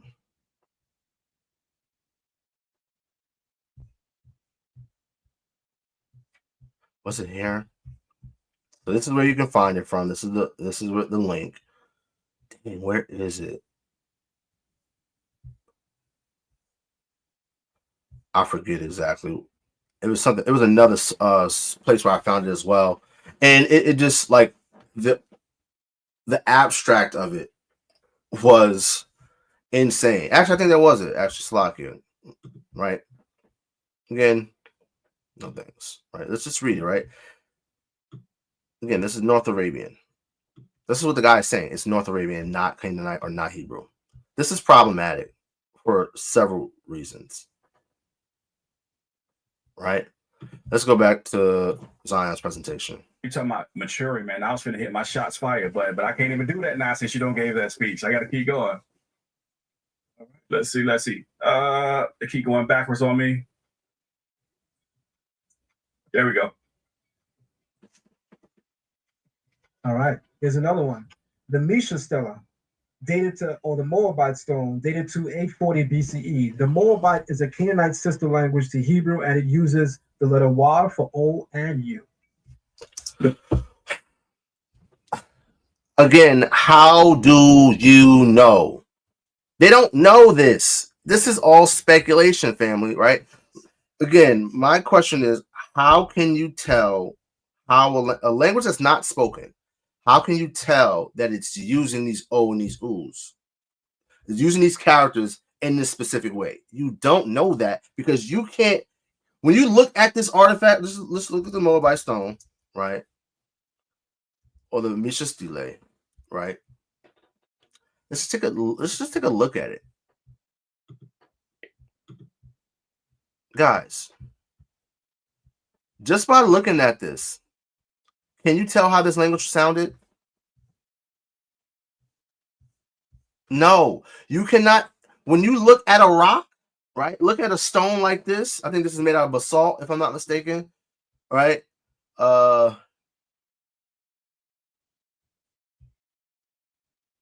Yes, it's made out of basalt, right? You just look at this basalt stone where it has these symbols on it. Just looking at it with your eyes does not tell you how it sounded with your ears. So I don't know. Again, this is all being built off of the premise that, hey, you know, the Akkadian language and the Sumerian language, right? Because our ancestor Abraham, he's from Ur of the Chaldees, which is in Samaria. He travels up through Akkad up in the northern area of Shinar. They come down into the Levant, and that's the pattern which they travel, right? So he's basing this off the idea that, hey, Akkadian, right? This has vowels, and he believes that it stems from Hebrew, technically, right? If we are Bible believers, we understand that everyone spoke one language, and those languages were confounded, right? They were confused at Babel, and that's how languages spread and change over time, right? So the idea that our ancestor Abraham lived here in Ur, right? He traveled up past Akkad, came down up into the Levant, right? Made his way into Egypt and whatnot. He's thinking that, hey, yeah, because they have these vowels. And again, the literal source that he used says, we don't know how this shit sounded. We don't know. It's all speculation, right? This is their educated guess based off of how Arabic, Amharic, and Hebrew is pronounced. Today, in Hebrew, how it's pronounced today is not how Hebrew was pronounced way back when. Same thing for Arabic. Arabic is pronounced today differently how it was pronounced back then, right? Any scholar would agree with that. When you understand the evolution of Arabic, right, you understand that they didn't have a vowel system. They have one now. Same thing in Hebrew. You don't see a vowel system in this. You don't. You just see these letters. That's what you see. So this is all speculation. So let's just skip over this part, right? He does the same thing here with the Shalom inscription, right? Let's just take a look at the Shalom inscription. Let's raise the same question.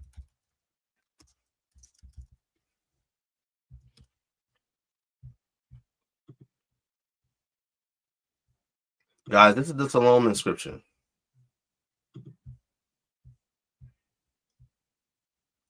You mean to tell me you know what this is talking about? That you can just read this and say, you know what? Yeah, this Y right here and this Y right here, and this Yod right here, and this, oh, it's making this ooh sound here, it's making this E sound here. No, you cannot tell based off of looking at this. That's nonsense, right? That's smoke and mirrors. And a lot of you brothers and sisters yammed it up. Just yam it up. Right? So this is a terrible point, right? So now let's go to, I'm going to go to when he starts talking about Yahawashi, right? Because again, I don't believe that Yahawashi's name is Yahusha.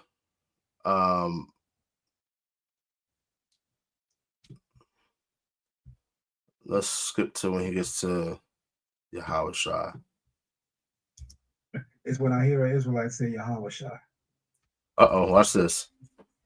Have patience with this one.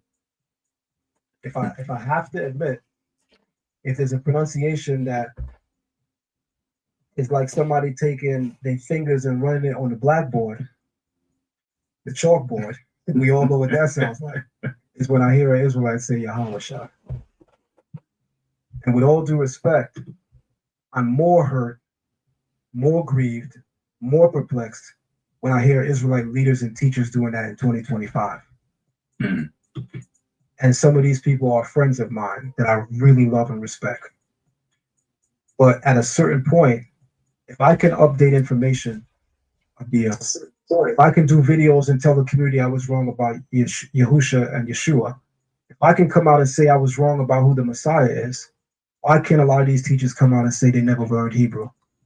Why can't a lot of them say that even the Lashawan Qadash, they say they know? If we pull out a script of it right now, they can't even read it. I agree with this point a lot. I've been banging this drum for a long time. I say Hebrew Israelites don't know Hebrew, right? They don't study it. They don't, like, when I pull up the scriptures, right? If I pull up the scriptures and I look at this, you can turn off the cancellation marks and the vowel points, right? Even with it, right? I know what these characters are, right? Because I've studied it, right? Most Hebrew Israelites don't study it. So I agree with him on this sentiment, right? Let's continue. You know how many leaders and teachers in the Israelite community today that told me, oh, you know, Zion, I respect you, but, you know, I don't really do with the modern Hebrew. I do with the paleo. I go, you do? They go, yeah. And I say something most people don't know.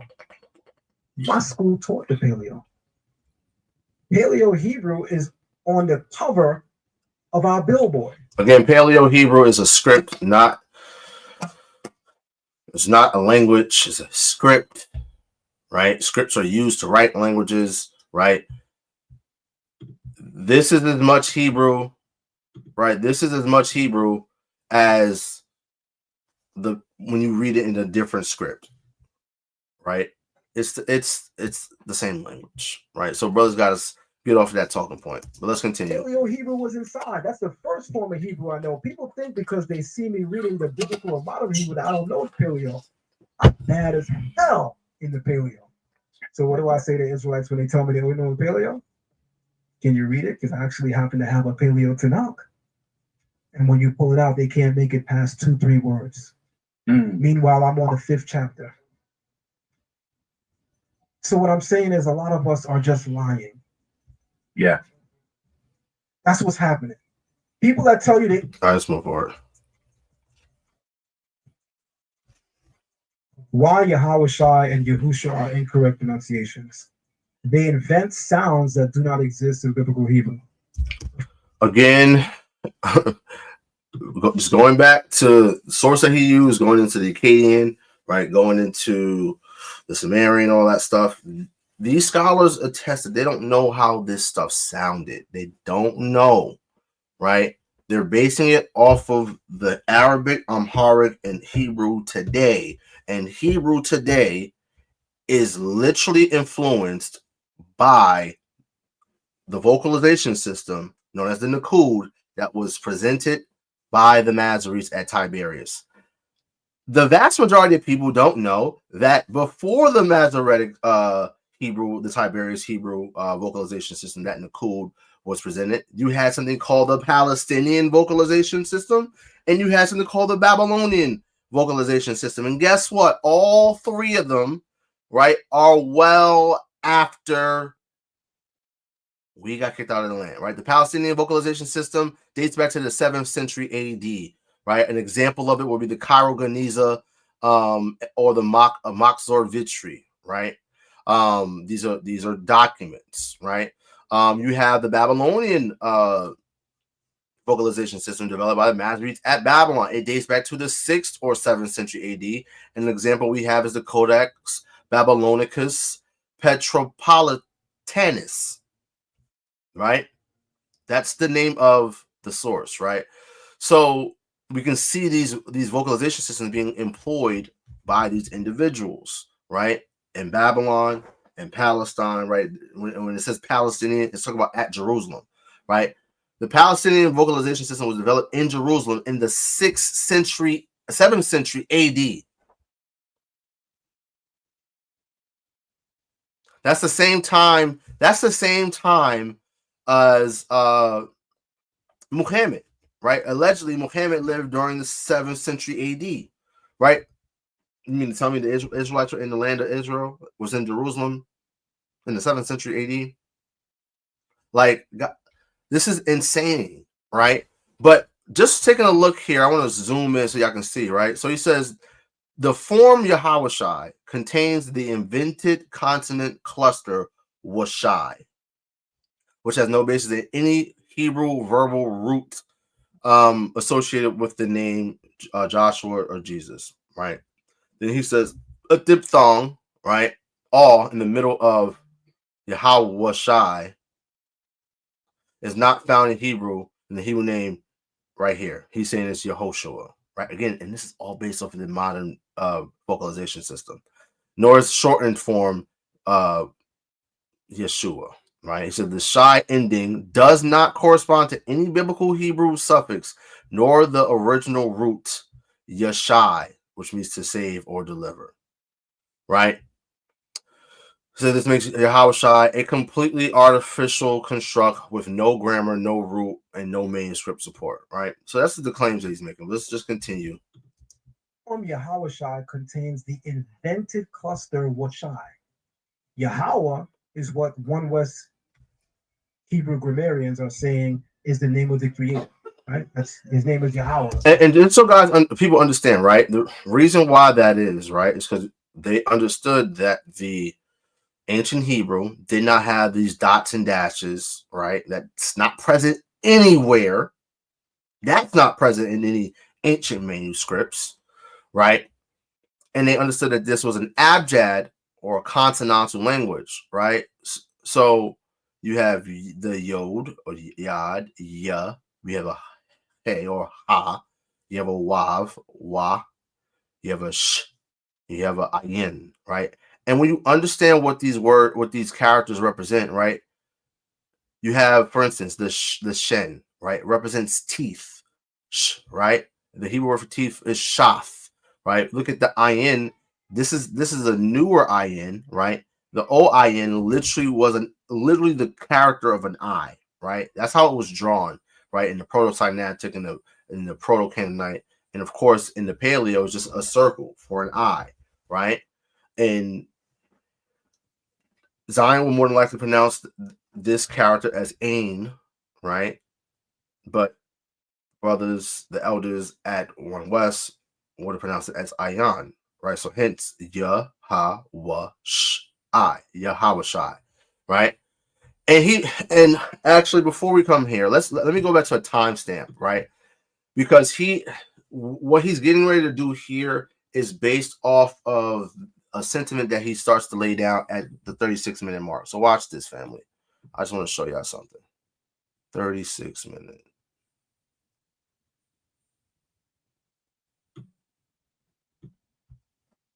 Okay.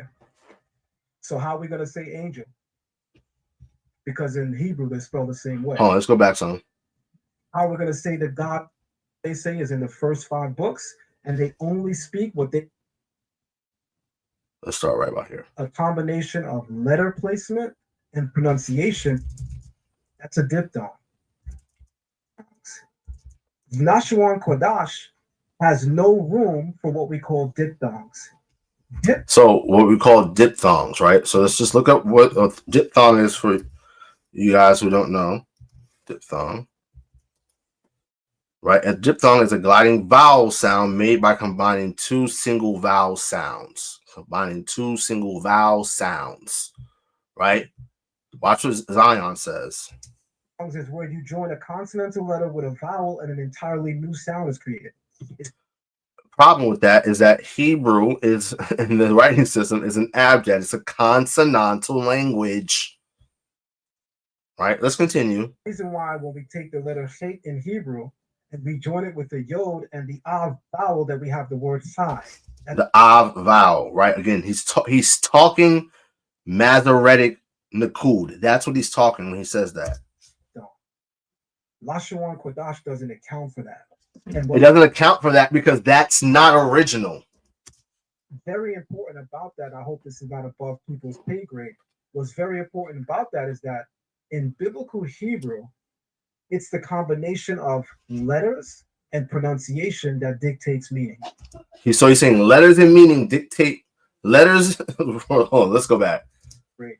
What's very important about that is that in biblical Hebrew, it's the combination of letters and pronunciation that dictates meaning. I'm going to say it again. In biblical Hebrew, it's a combination of letter placement, pronunciation that what? Takes the overall meaning. That takes the overall meaning. So letter placement plus pronunciation equals meaning. Okay. You could have the perfect spelling of a Hebrew word, but if you are not enunciating it properly, you literally just change the meaning. And I'll give about 2 or 3 examples. If we're following Lashawan Qadash, then the word for king is Mala'ak. No, it's not. Family, when we say Shalawam and we're calling someone a king, what do we say Mala'ak or do we say Shalawam Malak?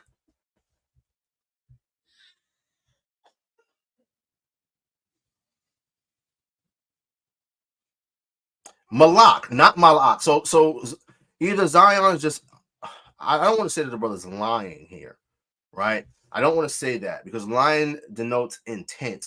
I don't think he's being deceptive here. He may just be, he just either misspoke or he's just is ignorant to the fact that no one who waves the Lashawan Qadash banner, right, says Shalawam Mala'ak. No one says that. No one says that. Following Lashawan Qadash, then the word for king is Mala'ak. Watch this. Okay. So how are we going to say angel? So he said, how are we going to say angel? Because what? They're spelled the same way. Because in Hebrew, they're spelled the same way. No, they're not. No, they are not, sir. I don't know why he said that.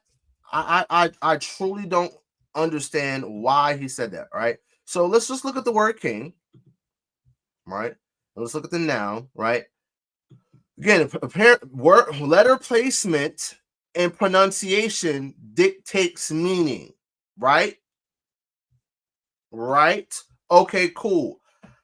Mem lamed kaf. Mem lamed kaf. Right? That's the word that's translated as king. 2,500 times in the Bible. According to the blue letter, it's also denoting Molech. Right? One time, right? So check this out, right? So he's going to make a point, right? Let's go to the word for angel. Angel.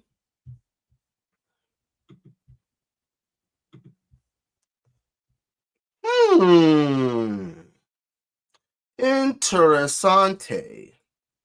Muy interesante. Here's the word for angel. Guys, is this spelled the same as this? Put a 1 in the chat. Put a 1 in the chat if these 2 words, right, are spelled the same, or put a 2 in the chat if they're not. 1 if they're spelled the same, 2 if they're not. 1 if they're spelled the same, 2 if they're not. Here is malak, right? Here is malak. Malak. Malak. King. Malak. Angel. Messenger. Ambassador. That's what it means. The word angel simply means messenger, right? Malak. These two words are not the same. I do not know why Zion Lexx got up on here, right, and told 5,000 people that according to Lashawan Qadash, right, the word for king is malak, and it's the same in for the word angel. How are we going to say angel? Let's just go back. Let's just go back a little bit. The word for king is malak. Okay. So how are we gonna say angel? And shout out to my brother Zion. What's his face? Abaya. Abaya looks so confused. Because in Hebrew they're spelled the same way. Let me see what the chat said. Right? They're clearly not spelled the same way, right? They're not. I don't know why he said that. When I was watching this, my blood kind of boiled. I was like, what is he talking about? No, it's not. I was really upset, but I had to calm down, right? How are we gonna say the god Molech? Because in Hebrew they're spelled the same way. So now let's look at Molech, guys. Molech. How are we supposed to say the god Molech? Well, we shouldn't be, right?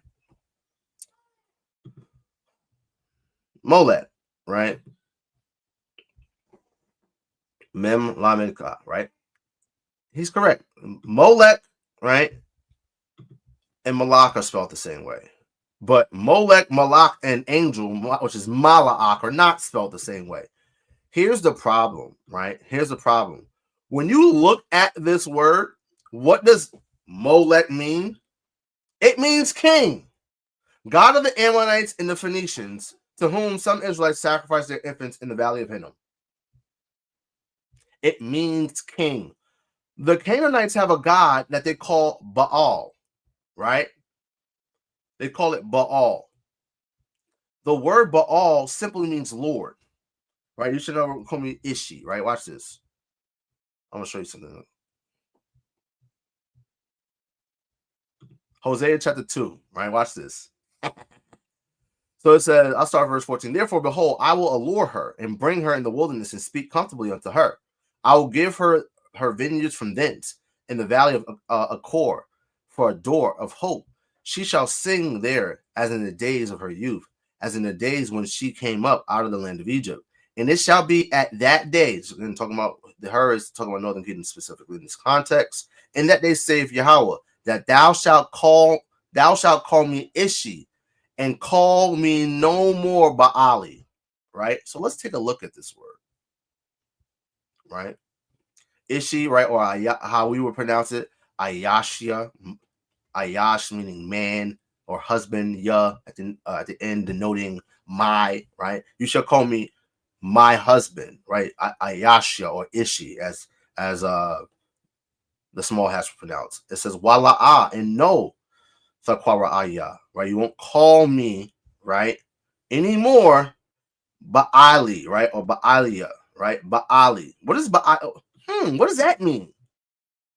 Right? From Baal.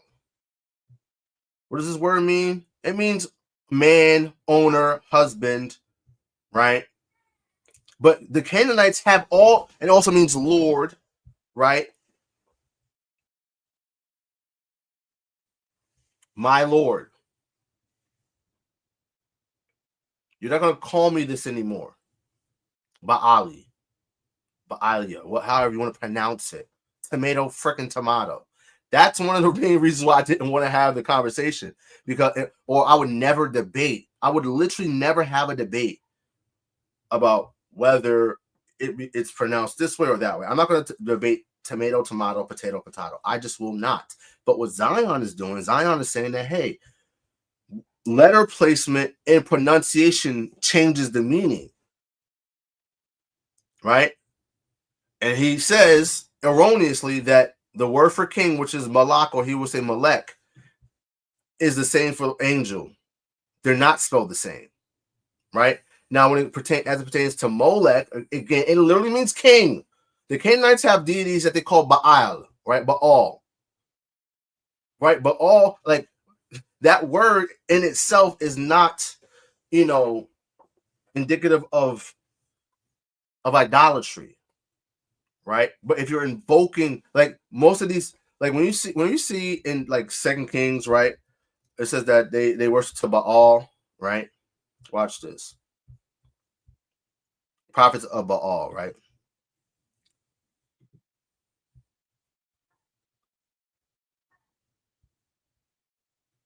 Habaal, right? It also says that we sacrifice to Baalim, right? Or lords, right? Because they have Baal Peor, Baal this, Baal that, Lord of this, Lord of that. That's how the Canaanites, that's what they call their gods. And so when it pertains to Molech, right? The Ammonites,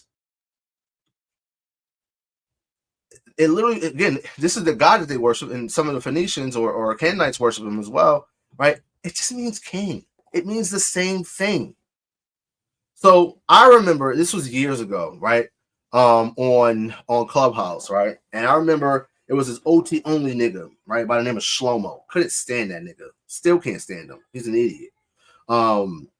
Just being real. That nigga, he found himself trying to say, he said we had a vowel system in the ancient Hebrew. I said, okay, show it to me. You made a claim. Show me the vowel system in ancient Hebrew. Show it to me. I want to see it. Because that's what, when I go into Blue Letter and I pull up these words, I see these dots and these dashes. I know that the Masoretes, they invented this, right? The Charet and the Cholam and all this other nonsense, right? They make this shit up, right? All these little dots and dashes. So I said, bro, show it to me. He couldn't. He said, he used the same argumentation. How do you know if it's talking about king or if it's talking about Molech, right? I said, all right, test me. So what he did was, again, mind you, this is Clubhouse. He wrote out something, right? He wrote out a sentence, and he took a picture of it and put it on his profile picture called PTR, right? On Clubhouse, right? You pull to refresh PTR, right? So that person's image changes and you see it, right? So he says, "Read. What is this? Is this a king or Molech, right?" And he really thought that he was going to confound me on this, right? He's trying to prove a point that you don't know if it's Molech or if it's the king, right? And I kid you not, the phrase that he put was this, right? He put this again minus the dots and the dots, right? And then the Hebrew word amar, which means to speak or say, right? And he asked me, which one is it? I said, well, that's talking about the king. He said, how do you know? I said, because you put Malak, you put Malek or Malak Amar. Molech is not Molech's not real. Molech can't speak. And he was confounded. He was fucking confounded because you thought that you was going to confound me, right? And try to make this stupid point that, how do we know it's talking about Molech and not king? Not the king. Again, Molech, however you want to pronounce it, right? It literally means king, number one, right? This idiot goes and puts this right here with the word Amar. Bro, I'm not an idiot. I know Molech, which is an idol, cannot speak. So it's clearly talking about a king. So again, it went to my point that, hey, it depends on the context, right? Let's just look at a couple places where this is used, right? So just look, right? It says, "Thou shalt not," right? "Let your seed pass into the fire," right? You should not burn your seed, right? Pass through, right? To Molech, right? Neither shalt thou profane the name of thy God, right? So, looking at the context here, La Malak, to Molech. Don't do this. LaYAHAWah, right? Let's look at this word. What does it mean? To pass through. Don't let your seed pass through to the king. Because that's what the Canaanites were doing. Like, what are we talking about? Right, let's go to another one. There I go.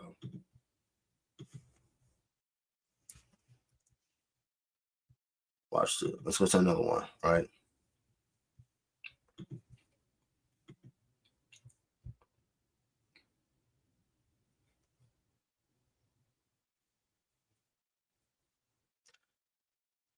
So watch this, right? Here's another one. 1 Kings 11:7. Then did Solomon's the king, build an high place, right? Build a high place for Chemosh, right? So he built, right? Yabana, right? He built a high place, right? Bama for Chemosh, LaYAHAWAH, right? The abomination of Moab, right? He did that. And then it goes on. Is it in the hill that is before Jerusalem, right? Before the face of Jerusalem, right? And for Molech, Molech, the abomination of the son of the children of Ammon. Context lets you know that this is talking about a deity and not a king, like an actual human king. But again, Zion, just like the brother Shlomo, he tried to get me and got confounded, got right. And this brother went the extra mile and said, "Hey, Molech, and angel are spelled the same way," and we proved that that's emphatically not true. It's just not true.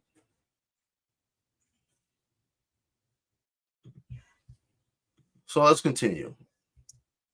How are we going to talk about a messenger? You see, there are 3 ideas I just represented that are spelled exactly the same as again. Let's look at the word. Let's look at the word Mala'ach, not Malach, but Mala'ach, which is translated as angel or messenger. The word. Watch this. Angel. One of a class of spiritual beings, attendants, and messengers of God.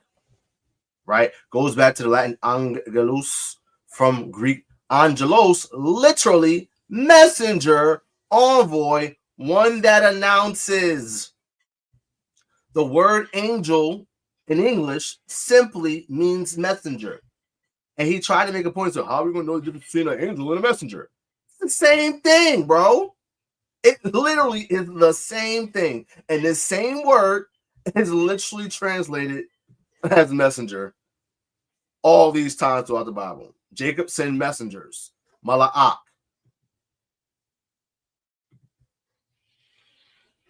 Mala'achim. He sent angels. Sent messengers. Did he send literal angels from heaven?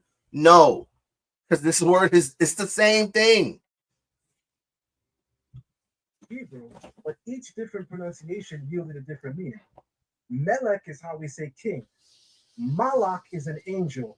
Molech is a no. Mala'ach is an angel. The Creator told us don't worship. So when you're reading a biblical Hebrew text following Lashawan Qadash, which one is it? Yeah, I just showed you how to do it, and it's very, very simple. This was again. The brother is very intelligent, right? He's a scholar, right? I would say that he understands Hebrew grammar better than me, right? But this idea that letter placement and pronunciation dictates the meaning is ridiculous, right? But let's go. Did we go up to a Molech to reign as king? Like, this is just a silly point, but let's get past it.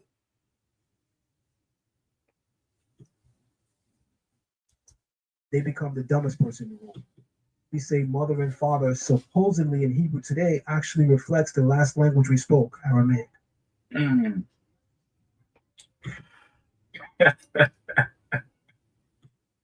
Let's go right. Okay, so at the end, but neither spelling. So we're how are we on time? We're at 2 hours, right? We're a little longer than I wanted to be, right? Guys, I just want to point out, right? So right here he says to the form Yahawashi would require a hey after the yod to create Yah. Well, when we look at the name, so who's the name Joshua? Let's just look at it.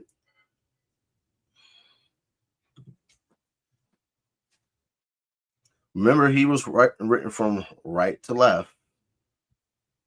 He said the hey would have to be after the yod. Okay, we have that. Yod, hey. Okay. Then he says a wa, a shin, and a herek for washai sequence at the end. Now, again, let's just look at what a herek is, just so people understand, right?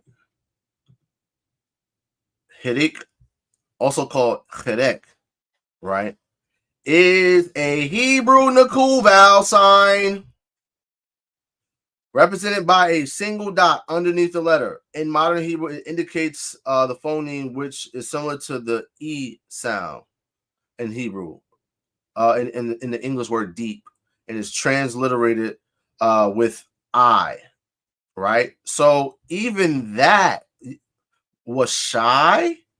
Using a cherek under the ayin would not make a I sound. It would make a E, so it would be Yahawashi.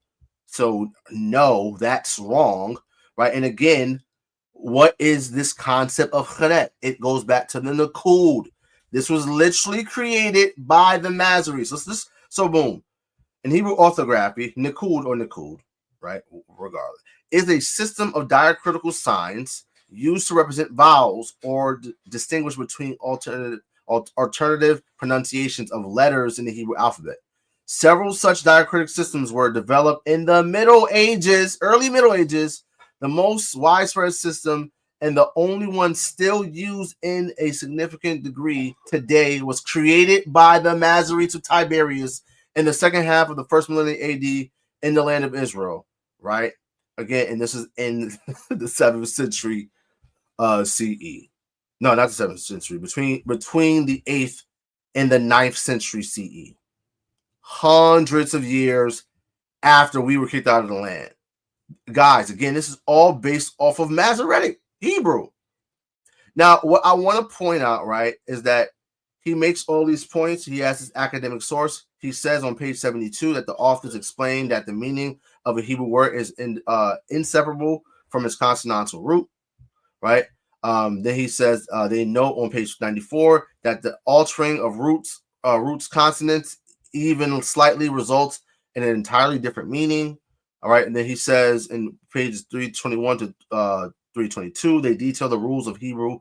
Theophoric names. Yeho appears only as a prefix. Yahu appears only as a suffix. These positions are grammatically fixed.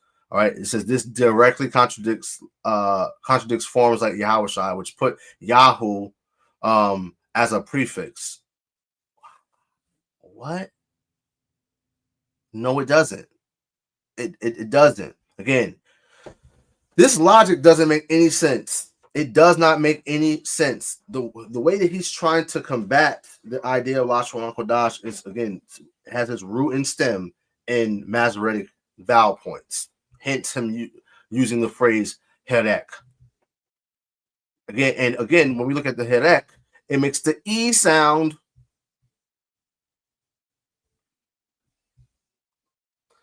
But anyway, right? So I had this source. Okay. I have this source, right? And we're going to go to the pages that he said, right?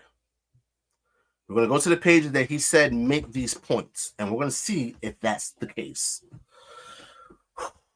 Let's get into it, right? Stop screen share, share screen, window. Remember this cover, guys? Remember this cover? Same thing, right? Same exact book. I got the PDF of it. I got it, guys. So let's take a look. Let me just get this list up, right? So we got page 72, right? So let's go to page 72, right? With this document, it's going to be more than 72. So let's.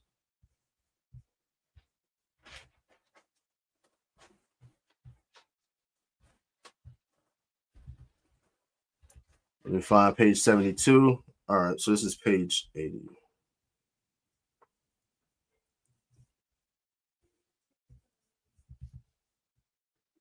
9, 26.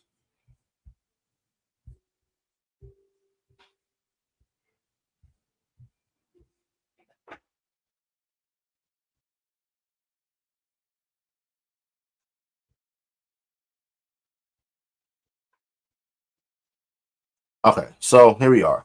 Sometimes no a particular person or persons is or are in view of the topic of the sentence. In such cases, indefinite subject English idiom demanding in its surface structure that a noun or its equivalent express the subject supplies a dummy subject, be it a noun, example man, men, people, a pronoun they, your, or an adjective one. None of these has a distinct extra linguistic referent in the view. Men fight and die for freedom. They told me you had an accident. You can only hope and wait. One looks for rain. In Hebrew, indefinite subjects can be expressed by the bound form in the third person pronoun with the finite verb. If a participle is used in such a construction, it is usually plural. The finite verb may be singular or plural active, right? And then here are these examples. I do not see the point that he says is made here. Let's continue. The predicate is that part of the utterance making a comment about the subject. The term may be used broadly in the entire comment, including both the verb or equivalents, or alternatively the couplet to be expressed or unexpressed with the complement, a noun or adjective plus modifying words, or it may be used more narrowly to exclude modifying words. Let us consider the possible types of predication without reference to modifying words, right? And verbal clauses and predicate in the verb, you have finite verbs, right? He has examples here. I just don't see it. So again, in a verbless or nominal clause, there is no verbal marker of predication. Hebrew, like many other languages, including Latin and classical Greek, may predicate an adjective or noun directly without a couplet, i.e. some form of chaya, which means to be, which corresponds to the English to be. In languages where the couplet may be optional, it is usually required if the comment is set in past or future time in contrast to present time. Again, I can keep on reading. None of what he said that says that. The author explains that the meaning of Hebrew words is inseparable from its consonantal root. Not there. All right. And the same is true for page 94, right? The same is true for page 321 to 322. Did not find any of this. Let's just go to 321, right? Page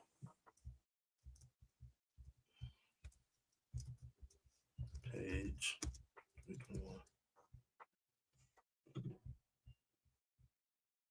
So this is page 321.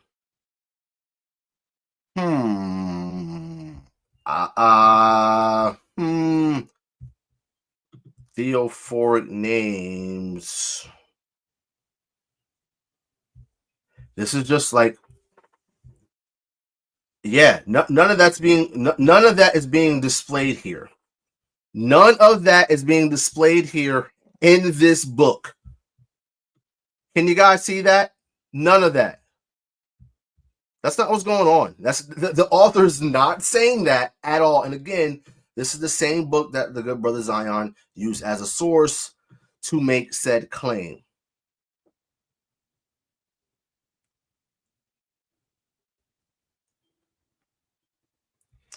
So yeah. Yes, if anyone that wants to contact me, right, you can send me an email, right? Just send me an email here, ariala.banyahawah@gmail.com, right? Or you can DM me on Instagram. My Instagram is at LionOfYahawah, right? So DM me either on Instagram. I'll probably get to that sooner, right?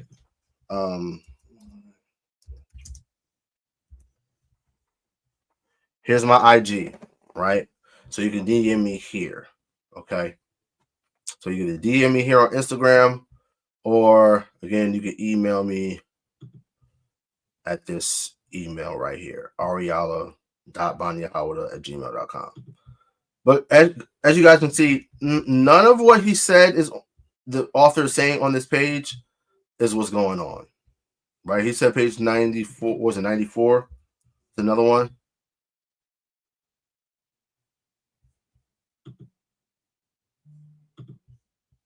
Here's page 94, guys.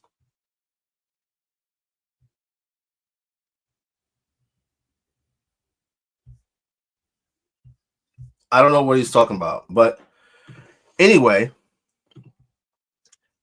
that's pretty much it, family. So in conclusion, right?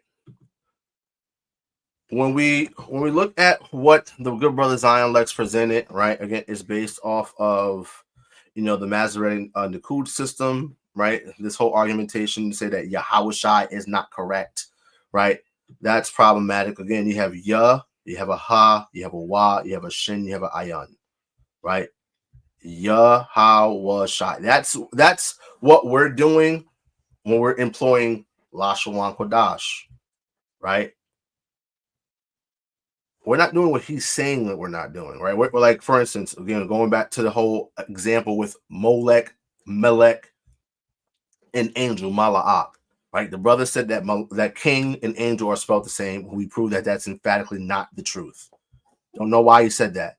In addition, right, he went to, he literally tried to pass this guy off, right? This heathen Samaritan, this heathen Samaritan. I doubt that this guy is even the original Samaritans that were there. They could be. I don't know, right? They could have been intermingling with a bunch of other people, right? Other Arabs and all types of people over the course of the years, right? Try to present this guy as, hey, yeah, they're speaking modern Hebrew. They're speaking Paleo Hebrew. Like, come on, bro. Like, cut it out. Knock it off. This guy's a heathen. I'm not gonna hitch my wagon to how this guy wants to pronounce things, right? He goes to this source right here. The literal source tells us emphatically that, yeah, we don't know how this stuff sounds, right? Let me just pull it up again, right? Let's pull it up again, right? Let me share it. Since there have been no native speakers of Akkadian for some 2 millennia, it is impossible to determine exactly how the language was pronounced. The pronunciation used by scholars is merely an educated guess based largely on comparisons with languages related to Akkadian, such as Arabic, Amharic, and Hebrew. Problem is, Arabic is different today than it was 1,400 years ago. Same thing with Hebrew, right? You have various vocalization methods, nukudoth, as they would say, that were employed by different so-called Jews at different times in different locations. You have the Palestinian or Jerusalem vocalization system. You got the Babylonian, and of course now you have the Tiberian Masoretic vocalization system that replaced those two. And all three of those were developed centuries after the Israelites were cast out of the land of Israel. Centuries. Okay? So this whole argumentation, this entire premise is based off of a faulty and shaky foundation. The idea that, you know, these scholars know how these languages sound and they know what these vowel sounds are. They don't, right? Again, we went to this source right here. This source is actually saying that this is not even Hebrew.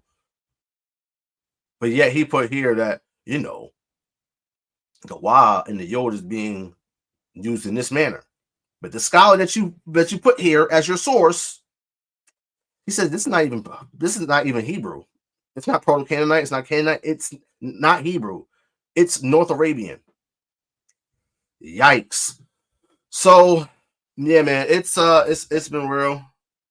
Again, family, I appreciate you guys tuning in. Make sure you guys like and share the video. All right, again, make sure you like and share the video. Yeah, man, we have to do better as a community. I agree with Zion Lux there, right? We have to up our scholarship, right? We have to not only that, we have to up our scholarship. We got to stop saying that the modern box script that's Yiddish. It's not, right? We got to be able to try to build off what the elders left us, right, and perfect it, right? He made a point about that in the presentation that I did not show here, and I truly agreed with that, you know. But yeah, family, that's pretty much it. All right, with that, I want to give all praises, all glory, all honor to the Most High God, whose name is Yahawah. Of course, I do so in the name of His only begotten Son, Yahawashi, who the world in order to call Jesus Christ. Until next time, Shalawam and Matawathya.